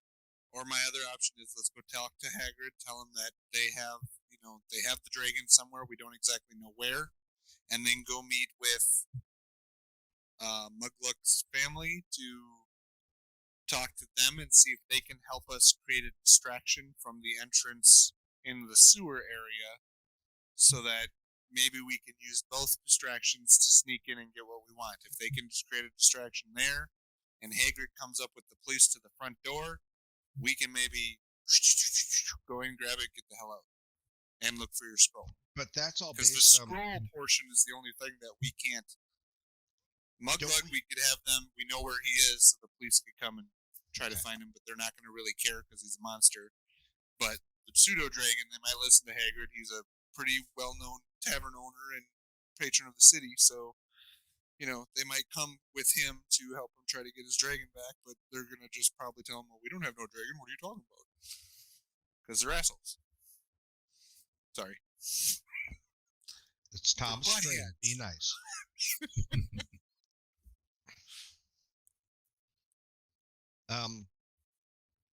That would be my proposal to you guys. So I don't know what we want to do. I mean, if you think, like Jinx said, it's all dragon stuff. These people are some type of dragon cult that your famous singer was in love with. That it's probably here. If it had dragons carved into it, it'd be a pretty good guess.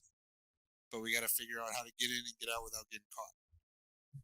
Now the bad lady left, but now the big bad dragon is here, and there's 2 other people downstairs, including Jinx's brother, and there's the big Ulf dude that's up in the. Okay, so there's a total of 4 or 5 people in this building.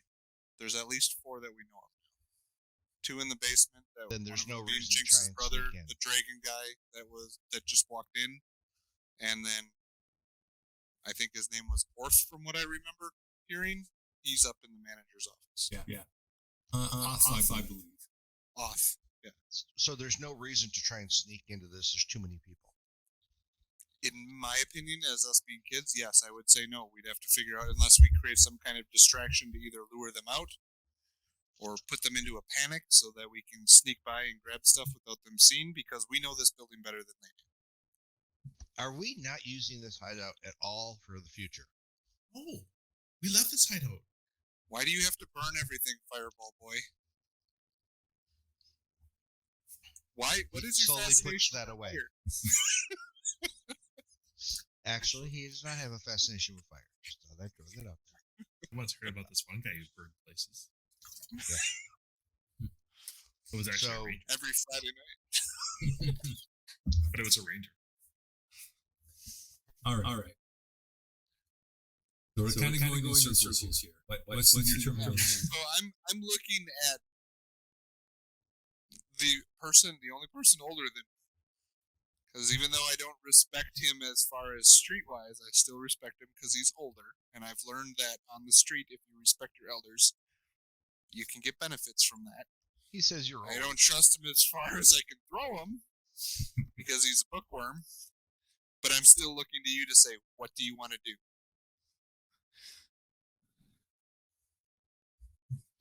Alamir says As it probably isn't. It isn't a good idea to go into this building with so many adult big people. So he's okay. He likes your idea of trying to set up he thinks going to Hagrid's better. Okay, so let's start there. Start with Hagrid. At least that gives us an adult. Drop some poop feathers down on Luna again and say, give him the signal to leave her. Caw-caw! Caw-caw! You're so bad at that, and I just turn around and walk to the ladder to go down. It's not caw, it's caw. All right. And the whole way down, Alamir is still trying to do it the right way. All right. So you head back down to ground level, make your way back to the Stone Saddle.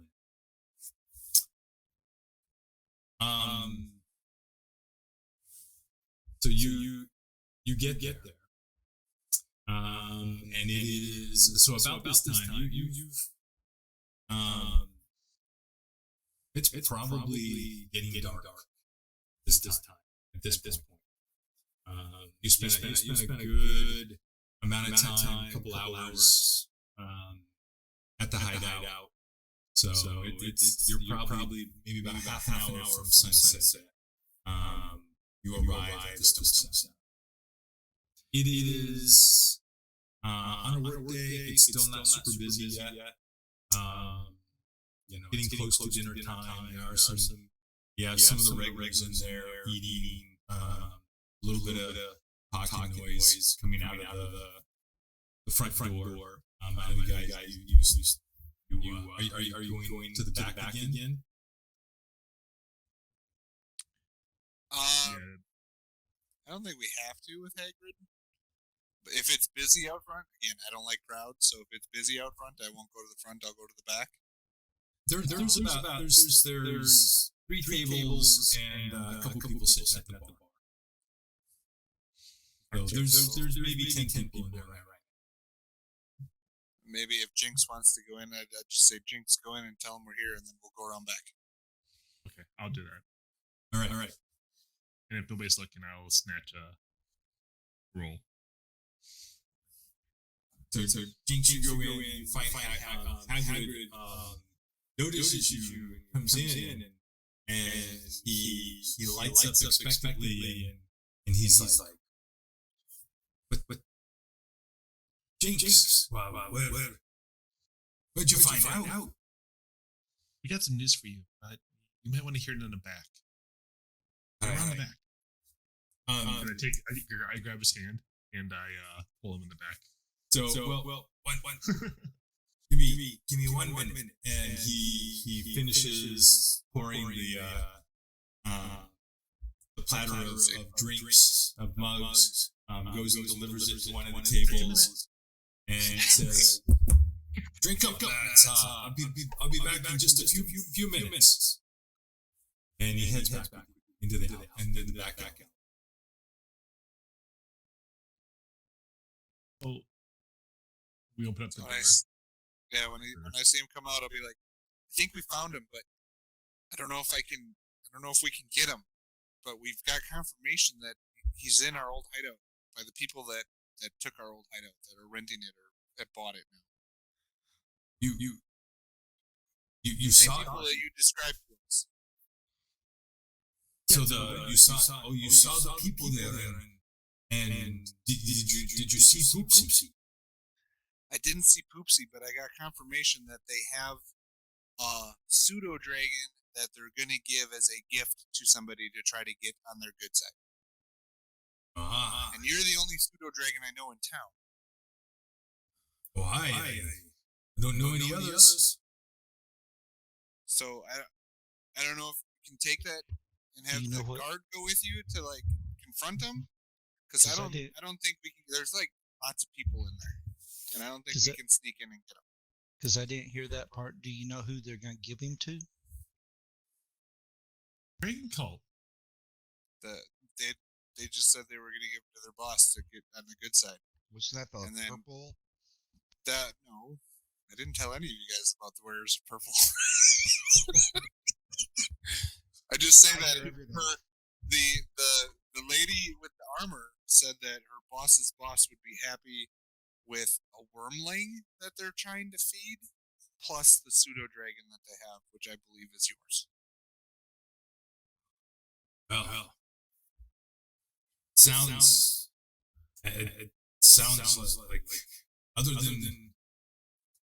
than actually seeing Poopsie, it sounds like you found out where he for certain most likely will be. So when we left, and when we left, I don't know if you know Guplup, that's from outside the city, but he's a really nice guy that used to give us food, and the big Dragonborn dude punched him in the face and shoved him into a bag and took him inside too. Red one. They're not very nice people. Rub. Is that family of bullywugs that lives outside this out near the river? When I needed food when I was younger, he'd always help me get food. And now he's being taken by them too, and that makes me sad. That is there anything else? This is good information. I don't think that we can just go barging in there, but the more information we have of wrongdoing of some type, the Could you more... tell about the two guys carrying the other guy in the front door? It looks like he got beat up. So I describe him. I do mention when we first went in, we saw Jinx's brother, and I don't know if Jinx wants to elaborate on that at all. But they said something about their recruits, that they want to take with them when they leave to their bosses who wear purple. So their I don't know bosses what wear that is. purple? Yeah, is that some kind of weird government thing that they all wear purple? I don't know what that means. But that's all I remember her saying. And the dude's name was Oth, and her name was Liadria, and then there was Jinx's brother and some other dude that we didn't know, and then the big dragonborn dude that punched Goblin. All right. It certainly sounds like they're up to no good there. Would I have talked to Hagrid about the scroll case as one of my contacts of somebody who might know something? No, you would not have. Well, Alamir will also say, and we think there's a scroll case inside the hideout. And we think it's the one connection that can get my father returned to us because he's been kidnapped. Your father was kidnapped? Yes, we received a ransom note just 3 days ago that there's a scroll case banded in dragon, not dragon hide, but with dragon Dragon marking. carvings out of black ivory. And Man, you're supposed to know that more than me. I know, but you write everything down. So Is it dragon or Write druid? crap down. dragon. And so any help would be great, and possibly the scroll case might be in there too. Yeah, since they seem to like dragons, that's what we're assuming, but we don't have any confirmation on that. So, wait a minute. So there's your father was kidnapped. Poopsie was kidnapped. But And now they kidnap Gublip. If they're shoving him in a bag. and possibly some other strange another person. man. They're trying to feed the wormling. They're feeding some wormling. wormling, yeah. A dragon? Something about they need to get him ready to travel. Which should be soon. Who do we go talk to about this? Can you help? Call There are- Let's there buy are your people- dragon back.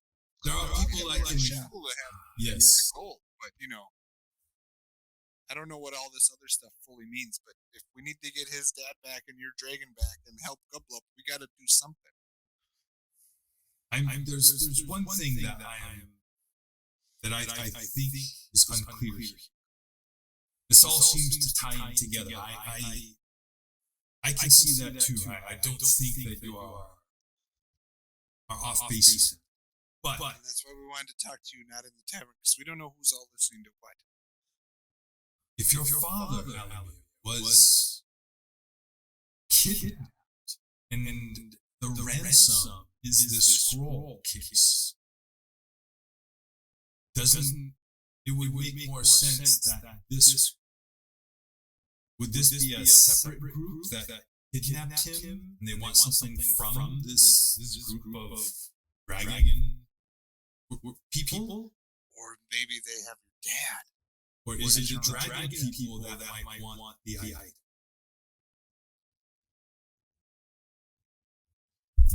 Where did they say? I don't know, mister. Where did they say I look at that? Alamir and I go, he's smart. They probably have your dad. Where did they say that you could find the scroll case? Did they have any idea where it was? And Alamir explains he's looked through all the manifests, he's looked through all of the stuff that's in their holdings that he knows of. I mean, there may be some secret places Dad hides stuff away from everybody else. He doesn't know of anything like that. He's also talked to other merchants and other traders, his aunts and his uncles and people they know, and none of them have seen this scroll case. And he thinks he's a pretty good job at keeping everything inventoried, but Alamir doesn't remember it either. And so you have talked to many of the merchants you had worked with. Was one of them perhaps Mojari Ahuja? I don't know. Was it? No. Okay, the answer he was. I got no idea. No, never. Has he heard of him? You have heard of the name of Mojari, but it wasn't someone that we went and talked to. Right. In fact, when you hear the name, you're like, wait, like that's a name. It's a name that is not specific to relics or artifacts, but he is a merchant who deals in a lot of different things, and you know your father has had dealings with him in the past. So he answers no. He had not talked to him yet. He was not on the list to talk to, but that doesn't mean they weren't going to talk to him. But right now, they have not. Very good.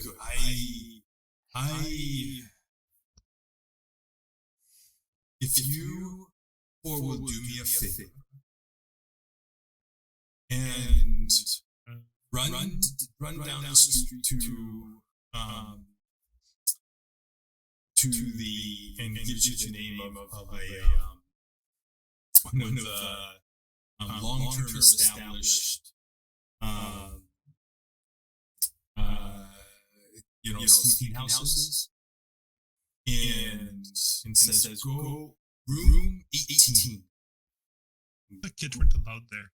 Grab Jasira and tell her that she is needed here immediately to help cover the bar. That I may go and find some people to talk to about all that you have told me.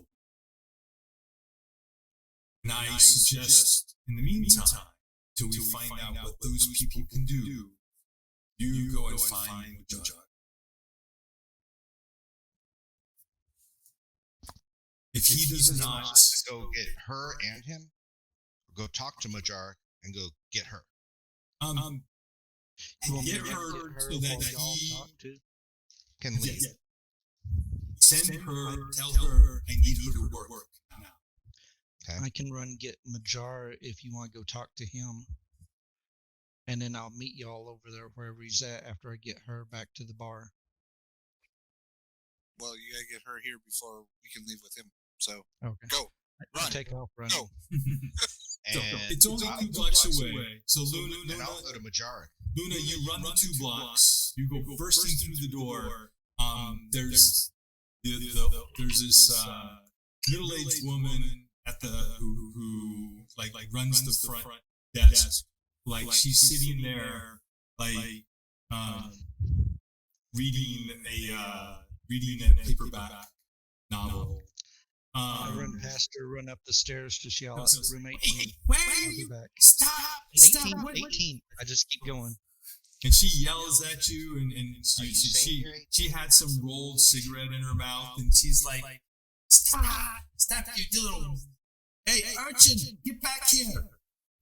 And you run to 18. You knock on the door, and this woman that you've seen in the stone saddle, when on usually on fest days when it's real super busy, answers the door, and you tell her the situation. She's like, yes, oh, work, finally. And she gathers, she runs and puts hurry, come on, hurry, fast. Different, she grabs a shawl and some stuff, and she runs out the door, runs back with you. I run back, and as I yell out, the old lady is yelling at me. Yeah, and she's like, "Bird spooked on your back door." I remember what name I gave her. Start with a J. Just Sarah. Yeah. And so the lady at the front desk, she's like, yes, Sarah. You must let me know if you're going to have friends over. Or they must pay a fee like all people. You hear me? So just delivering a message. You get back to the stone set. And Jasera is set up So while Sarah is setting up, Hagrid will give you directions to Mojari's. This time of night, he said, it's like it is too late for Mojari to. He would be closing his shop, so I will give you the name of the address to his shop, and the address is actually over near the Scarlet Stag Tavern, up by the Reaching Gate, north of there. But here is his home address as well. He is a very nice man. I think that he will be, even if you must go to his house, he will be. Given the circumstances, I don't think he will mind. And his house is actually in the middle section of homes to the west of his shop. So up here. All right. I assume you all take off? Yeah, if he wants all of us to go, we'll go. And as you leave, he is given a couple of directions to Sarah, and he walks out the door behind you, that heads directly towards the center of town.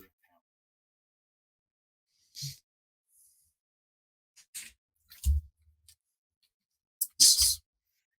And in that direction, he's going to the mayor or the guard, one of the two. So you head over. Where are you going to try first? Are you going to try the shop or the home? His home is closer. Did he say his shop would already be locked up, or he said he most likely would already be closing the shop? I'd say we run to his house first. Yeah, if we could beat him there It's at least. closer. Okay. Are you running or just kind of? Running like kids would run as they're playing, tag or catch or whatever they're playing as they run through the street. Okay. So as innocent as possible. Not a problem. No. Kids heading home to make dinner time. Like kids running through the streets this time of day. Nobody bats. The streets are fairly busy, especially the larger thoroughfares. But you make your way without any problem to that section of town, the residential area. Walking up into this residential area, this is a relatively nice area of town. So it is right. Yeah, that's and that is okay. Yeah. This is a fairly nice area. A lot of more relatively affluent people in this middle section. So when you get there, especially Spot and Luna, really kind of look like they don't fit in. There's some kind of strange looks that you're given as people watch you go by. Assuming that we stick towards the back alleys or whatever, so stay out of sight, so we don't make people mad. Yeah, but you the streets are smaller, but there's like back alleys in between the houses themselves. If you're caught doing that really looks bad. So you can though. We'd like to do that and keep from being try to keep from being seen by people in the street. Yeah. If it's just being seen and they don't care, I guess we just go through the street. But again, I hate crowds, so. Yeah. There's no real crowds. It's not that busy, but there are a few people who see you and then give you some strange looks. They recognize that they've never seen you around before, so they give you strange looks, but nobody questions you. Mind your own business, old man.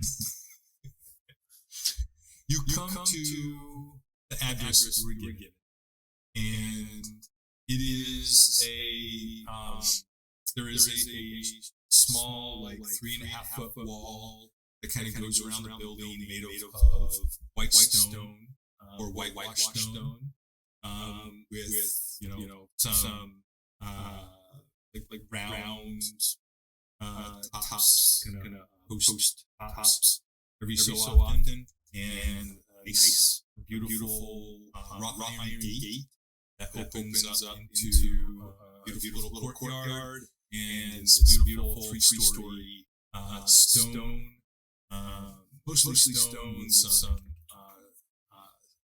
wood accents for Jabari's home.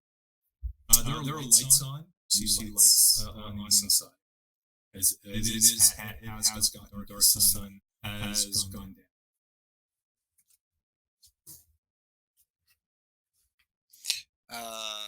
Let Alamir go first. He looks like he should be here if he's not muted anymore.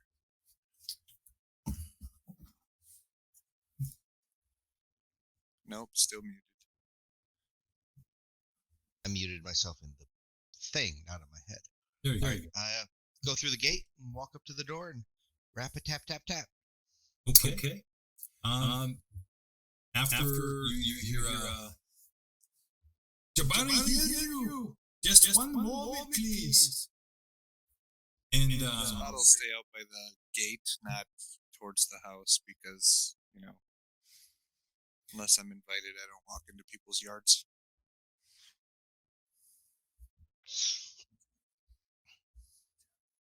Nice. So this opulent, dressed man opens the door. Yes, Mojari here. Oh, wait, I have seen you before, my friend. Oh, Alan, you are, yes, I know your father. Alamir, is it not?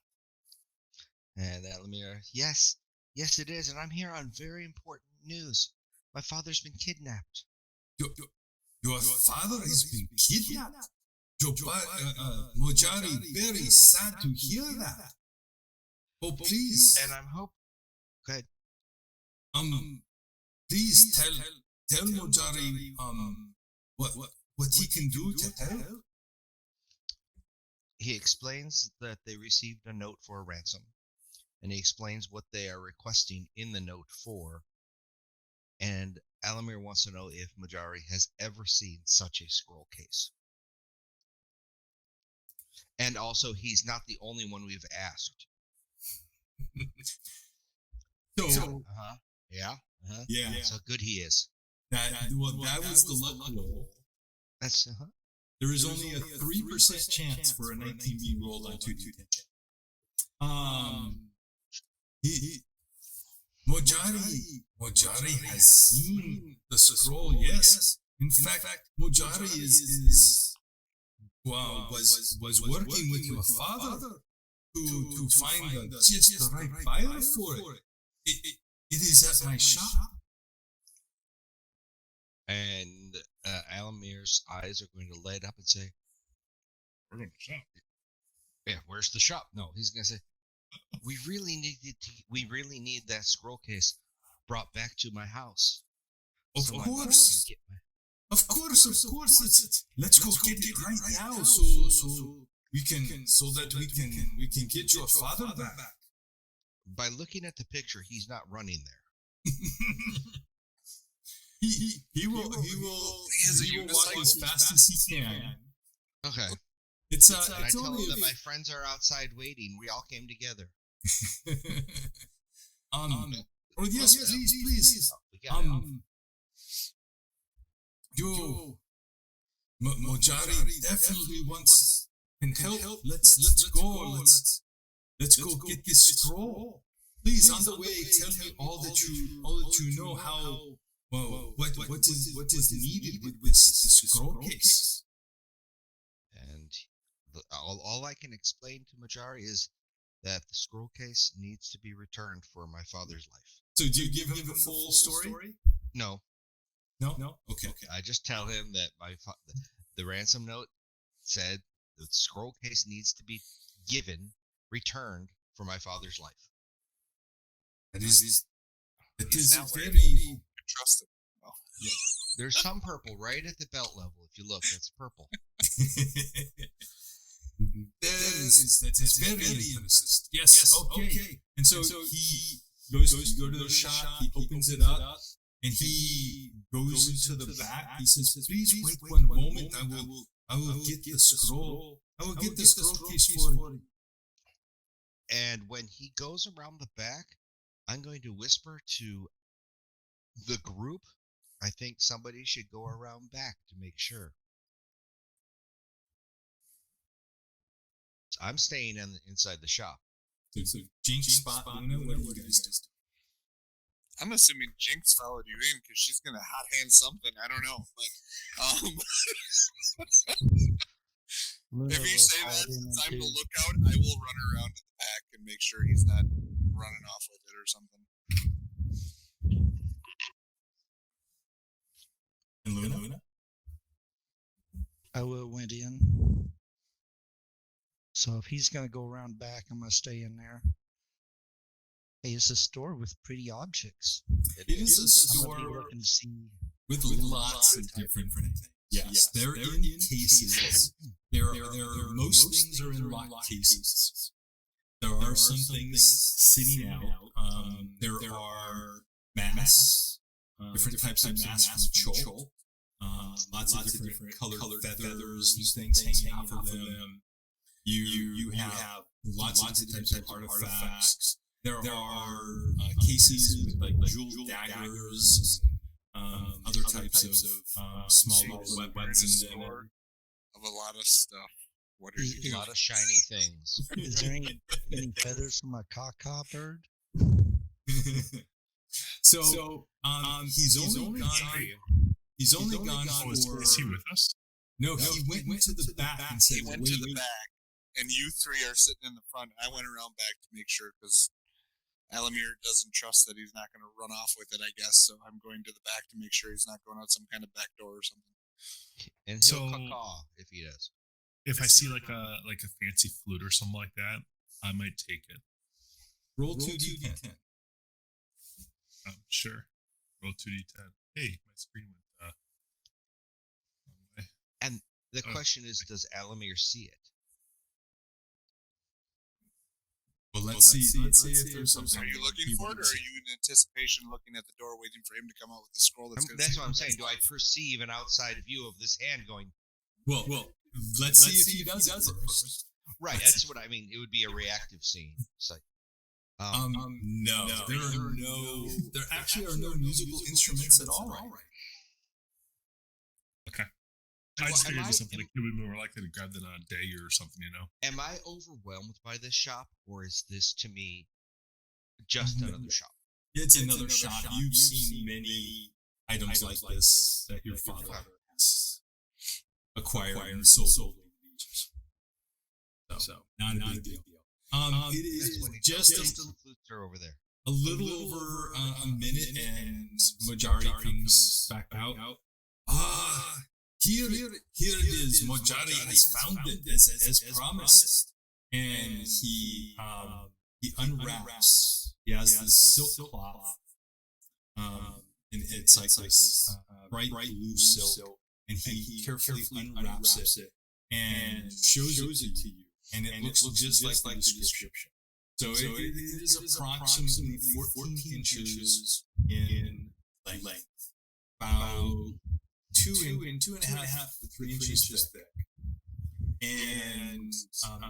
and intricately carved black ivory with draconic runes and images of dragons. Now, given your ages, I would say that the only one of you that at this point has any probably training knowledge in draconic would be Alamir, and probably just a few words here or there that you've picked up in your study of relics and artifacts. What about me with my background in the draconic? I also speak draconic too.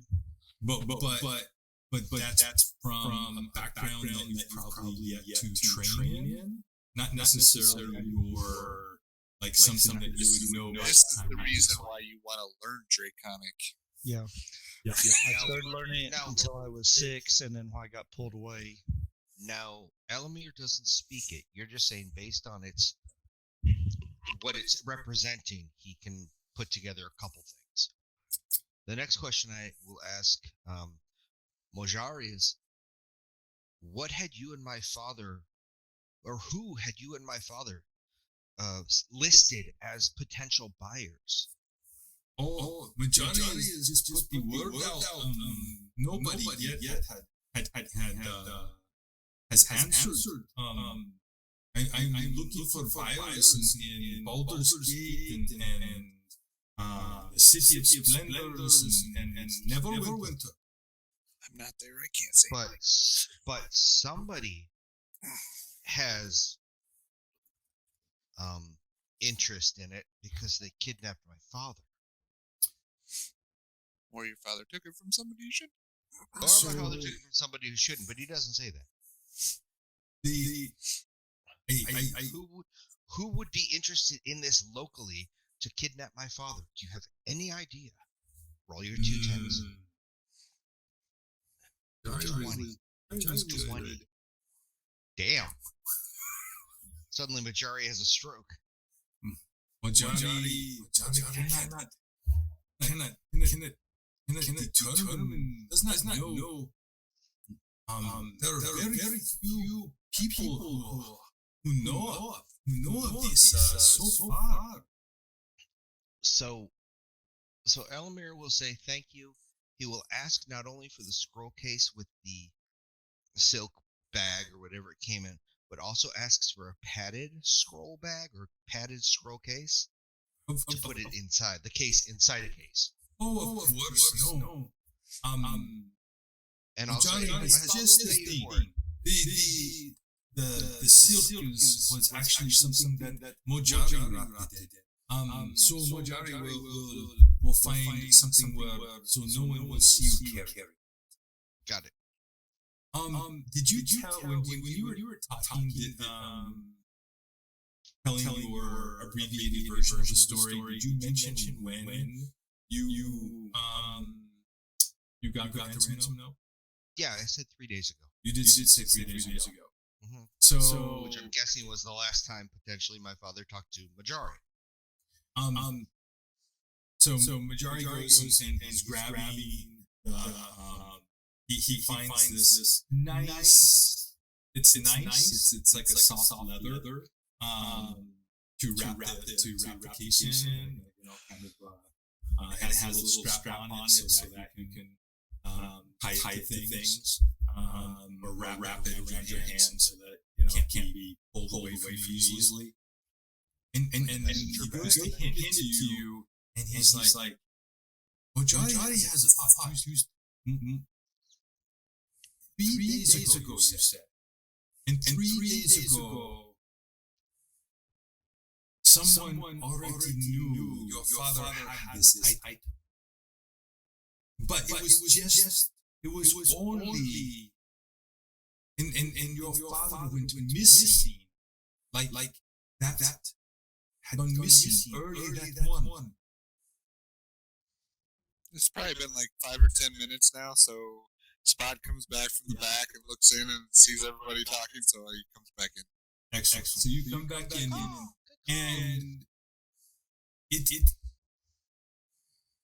and so it had this scroll case and a good number of other items had just been acquired or delivered to your father late the night before. He called Mojari. Mojari went and helped him go through the items. So if they knew they knew about the item. What's that? I said that's probably why Alamir didn't know about these items or the delivery, because it happened after he went to bed, and the next morning he woke up and he was gone. Yep. Very much like. And so the only people who would have known about these items would have either been the person who delivered it, who is a very respectable and trusted delivery service. In fact, it is the locally. I'm trying to remember who does that locally. Lion Star Services was Lion Star themselves. Mojaris never had the reason not to trust. So the only other explanation would be that they knew about where it had come from. Your father was very excited. These items, including this scroll that you hold in your hand now, came from a dragon school. That was that a group of adventurers had found and plundered. And these are the items that they had sent here to be sold, rather than they try to find buyers themselves. And Alamir thanks him for the information. Thanks him for the extra padding. I like look at him and I go, do you know what's in the scroll case then? Like, why is it so important? And I look at Alamir and Mojari does not know. It is unwise to open scroll cases without much research and time spent figuring out what is inside of it. Many powerful curses can exist within the scrolls. Alamir thanks him and says, and we have to leave because we have to go catch up with Hagrid. Yep. All right. And I wanted the extra padding so we could run. I don't want to deliver it broken. It's my dad. So you leave. Majari locks up behind you as you walk out. And wishes you all the best, and hopes that your wishes for the safe return of your father. Thank you. Let's go find Hagrid.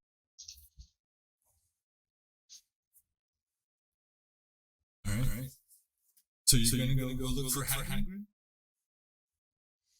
Well, I'm assuming Alamir is running back to his mom with the scroll, but like I said, I point out to you as we take off that I don't know if you need to give it to your mom.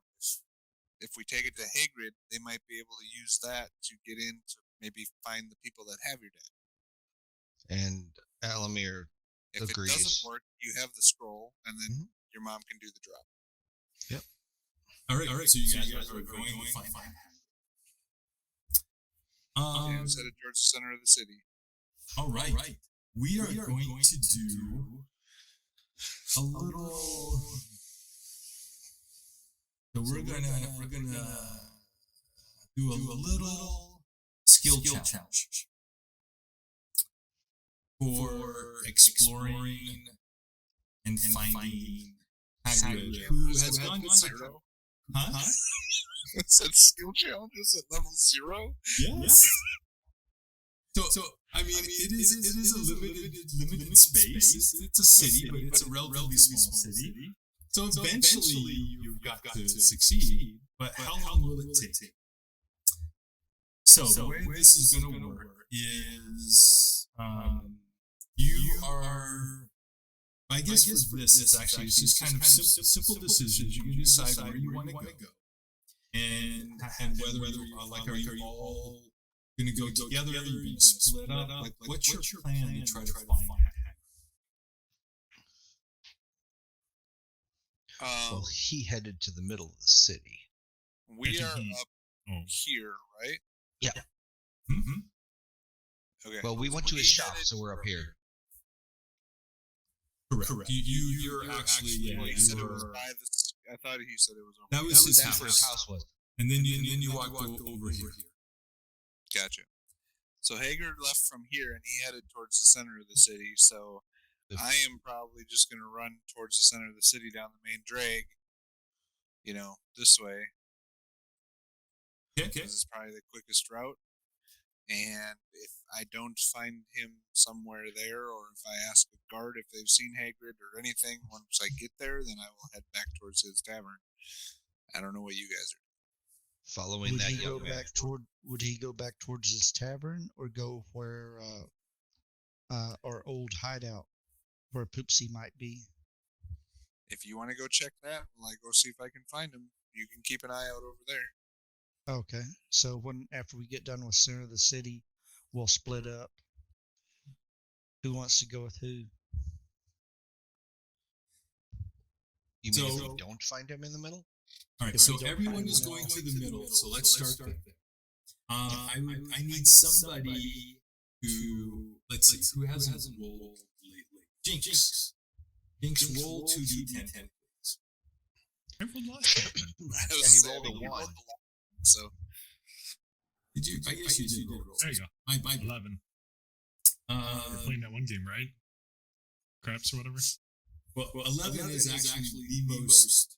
So that's the most common number. It's like rolling a 7 on 2d6. 10% chance. So anyway. Okay. Very good. So you all you all get to the middle of the city. No problem. What are each of you looking to do? Starting with Al. Looking for Hagrid. Okay, so you're looking around. So roll perception check. Spot. So Spot. What do you do? Yep. So Alan, roll perception. I would assume he was probably going because the guard center and the mayor and all that are downtown, right? In the center. Yes. So the center tower 13 is the mayor's tower. Yep. You said And it's is the town hall or the guard barracks and everything kind of in that area? It is. So there are the barracks themselves would probably be, you probably pass them on the way in on this corner, on one of these corners up here. But as part of the mayor's tower, there the captain of the guard and the mayor's assistant. I was gonna say the captain of the guard and the council and all that is probably that way. So the town hall or the mayor's center, if that's what it is, I would go there first and try to find whoever is on duty and ask them if Haggard has come by. Got it. Okay. So there is They would have to watch on that building all the time, I'm assuming. Got it. So you go in and ask. So Alamir, you look around very carefully. You do not see Hagrid in the vicinity. Spot, you go in to speak to someone within the either. Or even if it's the guard that's out front, the first guard, I'd just be like, did Haggard come by? There's no guard just standing outside. But when you walk inside, there is a desk guard. There's a desk there for people to come. It is basically a public service desk for issues that people can bring issues to. And there is a guard sitting behind the desk. It's the young woman with shoulder-length dark hair, pulled back into a ponytail, and she looks up. Well, hello. What can I do for you? Is Haggard here? Is Haggard here? We're looking for Haggard. Oh, Came this way. Yeah. No, I've not seen. You mean Hagrid from the Stone Saddle. Yeah. I know. I have not seen Hagrid. Okay, bye. And I run off. Okay. Luna, what are you doing? I'm looking at other areas where he might be. Do I see other areas that Hagrid might go into besides where he just checked? I mean, really, other than other local inns, fest halls and such, like there's We're and talking private it's like 8, 9 residences. o'clock at night now too, right? What's that? We're talking it's like 8, 9 o'clock at night now too, right? Right. Are there any people in the street? There are definitely people in the streets. There are this time of night in this area, by the Tarnished Trumpet and the Six Soft Firs, and there's a good number of people going to and from different establishments. People I know, people that I would know personally, that I'd also knew Hagrid. I'd ask them if they saw Hagrid. Mm-hmm. Roll 2d10. Okay.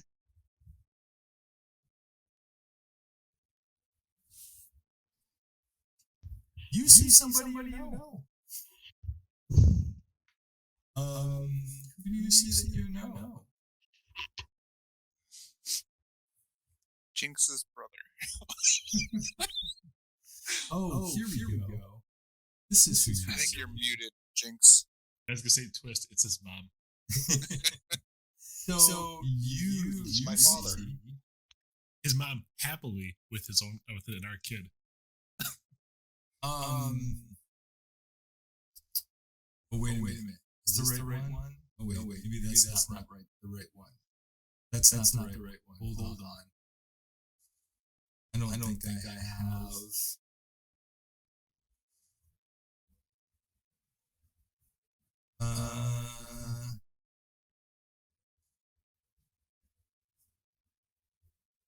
Oh, here she is. I'm sorry. Sorry, it took so long. All right. You see one of the Joy Maids that from the Joy Maidens from the Temple of Lyra, the Cry of Joy. The priestesses are called Joy Maidens. And one of them is extremely friendly and helpful to the children in the city. So you have met her before. This is Cassie.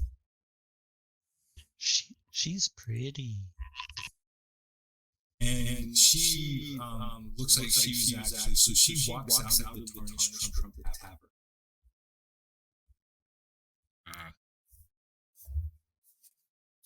She's a smoker. Don't go by her. Look how pale her face is. She's got the plague. Depends what she's smoking. So what do you do? You're 9. What the? He's 11. I run. Or 11 or 12. Oh, Alamir's 11. I thought. Luna's 12, isn't he? Oh yeah. I think I'm I'm 12 or 11. 13.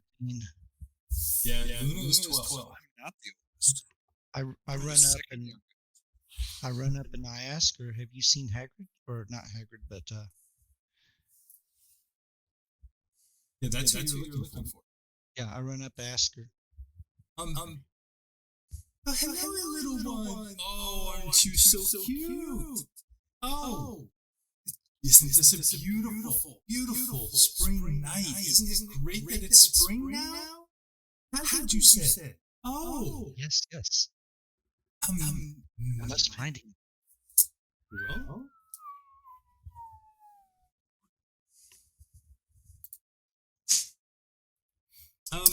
No, I'm afraid I haven't seen him since one of the time before last.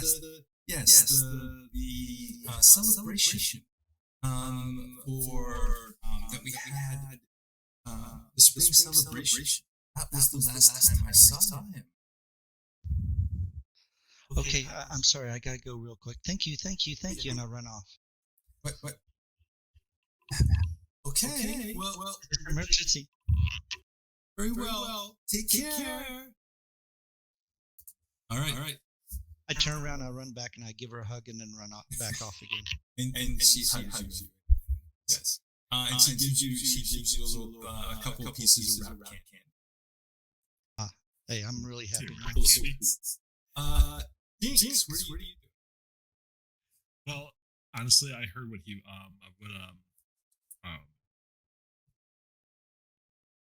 wow, I can't think of what I say. What Spot was doing, and that's exactly what I would have done. Is I would have walked up to owners of business owners or whoever that I knew they look like they're kind of in the area, and I would have asked them if they would have seen Haggard, and I'd just be going around, just walking up to them, middle of their talking, and just pulling on their jacket or their tunic or whatever, and do the same thing. My idea of Hagrid too is just like Harry Potter. He's a big guy, hard to miss. Me too. So. I'm not picturing that at all. Yes, especially absolutely. to a 10 and 12-year-old. It's probably like to us he's super huge, but yes, that's what I imagined his character being from our other game. So go ahead and roll 2d10 for me, please.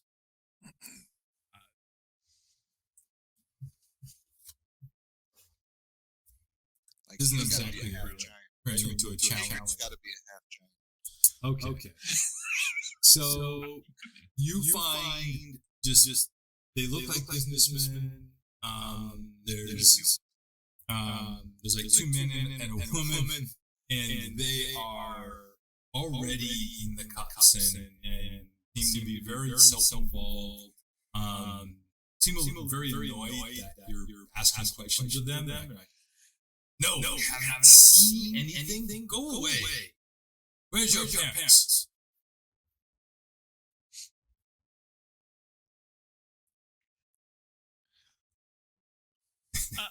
And I just run. I just do the I just let it split. I don't want to get in trouble. I'm one after dark. I might get in trouble, so I ran from them. All right.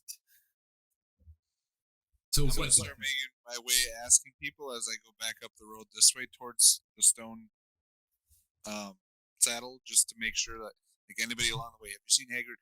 And as soon as I see or hear somebody that might have seen him, then I would start looking around in that area.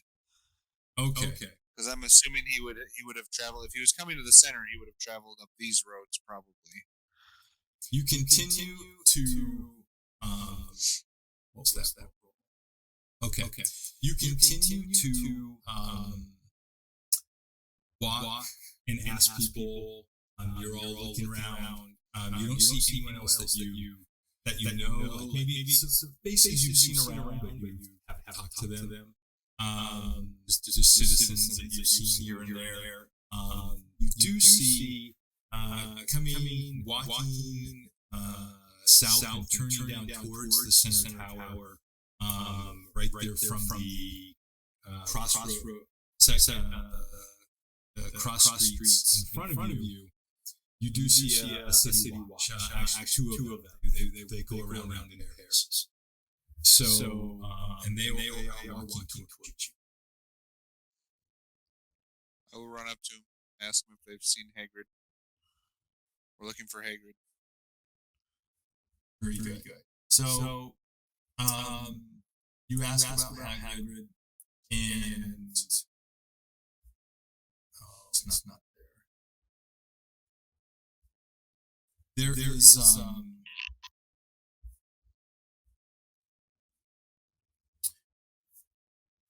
they say one of them, the woman says, "Yes, I think we saw Hagrid. Was hanging out. She points back up north. And yes. Yeah. He was standing in the eave of a building, just a couple blocks back, talking to what I can assume was a woman, but she was in the shadows and a little. Could not get a good glimpse of her. I think he was up that way just a few minutes ago. Take off running. Jinx out. I don't know if these guys know that I'm doing. I'm just going. Five takes off running. You guys saw me hit Dr. Clark, and then I took off running up the street. Oh, Do we see him Follow take him? off running? If we Oh do, yeah, because you're all traveling together, like looking around. So yes, yeah. Go. he's kind of the gang leader, so we kind of have to. well, we don't have to, but He's mafioso. what he's getting into. I'm just the He one is with the the most oldest. street knowledge. The wisest. So Well, you look old because you're at work. you get up to actually these crossroads, right? Which is about the point where I think the guard was describing. There, Yeah, because our place was down here, right? So it is that's now. kind of where I figured. Yeah, it was like he'd be up here, maybe watching the street or something. I don't know.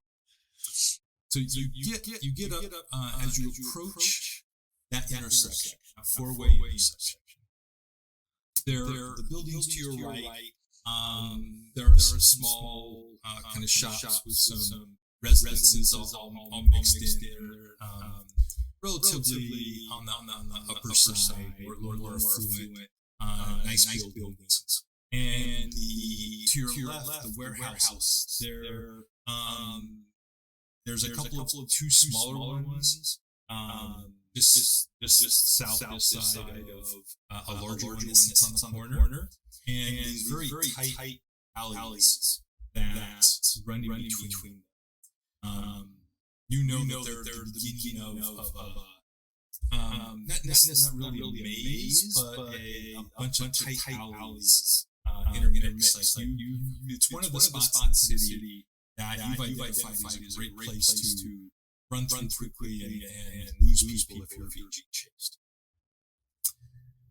And as you approach, looking at the different, looking around for Hagrid, looking for the different places that match the description that the guard gave you. A woman steps out of the shadows out of one of the tight alleys to your left. And she says, "Well, little ones, it's quite timely to find you now. I've been talking to Hagrid, and it seems we have some work to do. And that's where we're going to end tonight's session." Where is he? Purple eyes, man. Awesome. How do you hide a giant? Half giant. Hagrid is huge. We should have started down the Giant Slayer. So thank you everyone for a second session,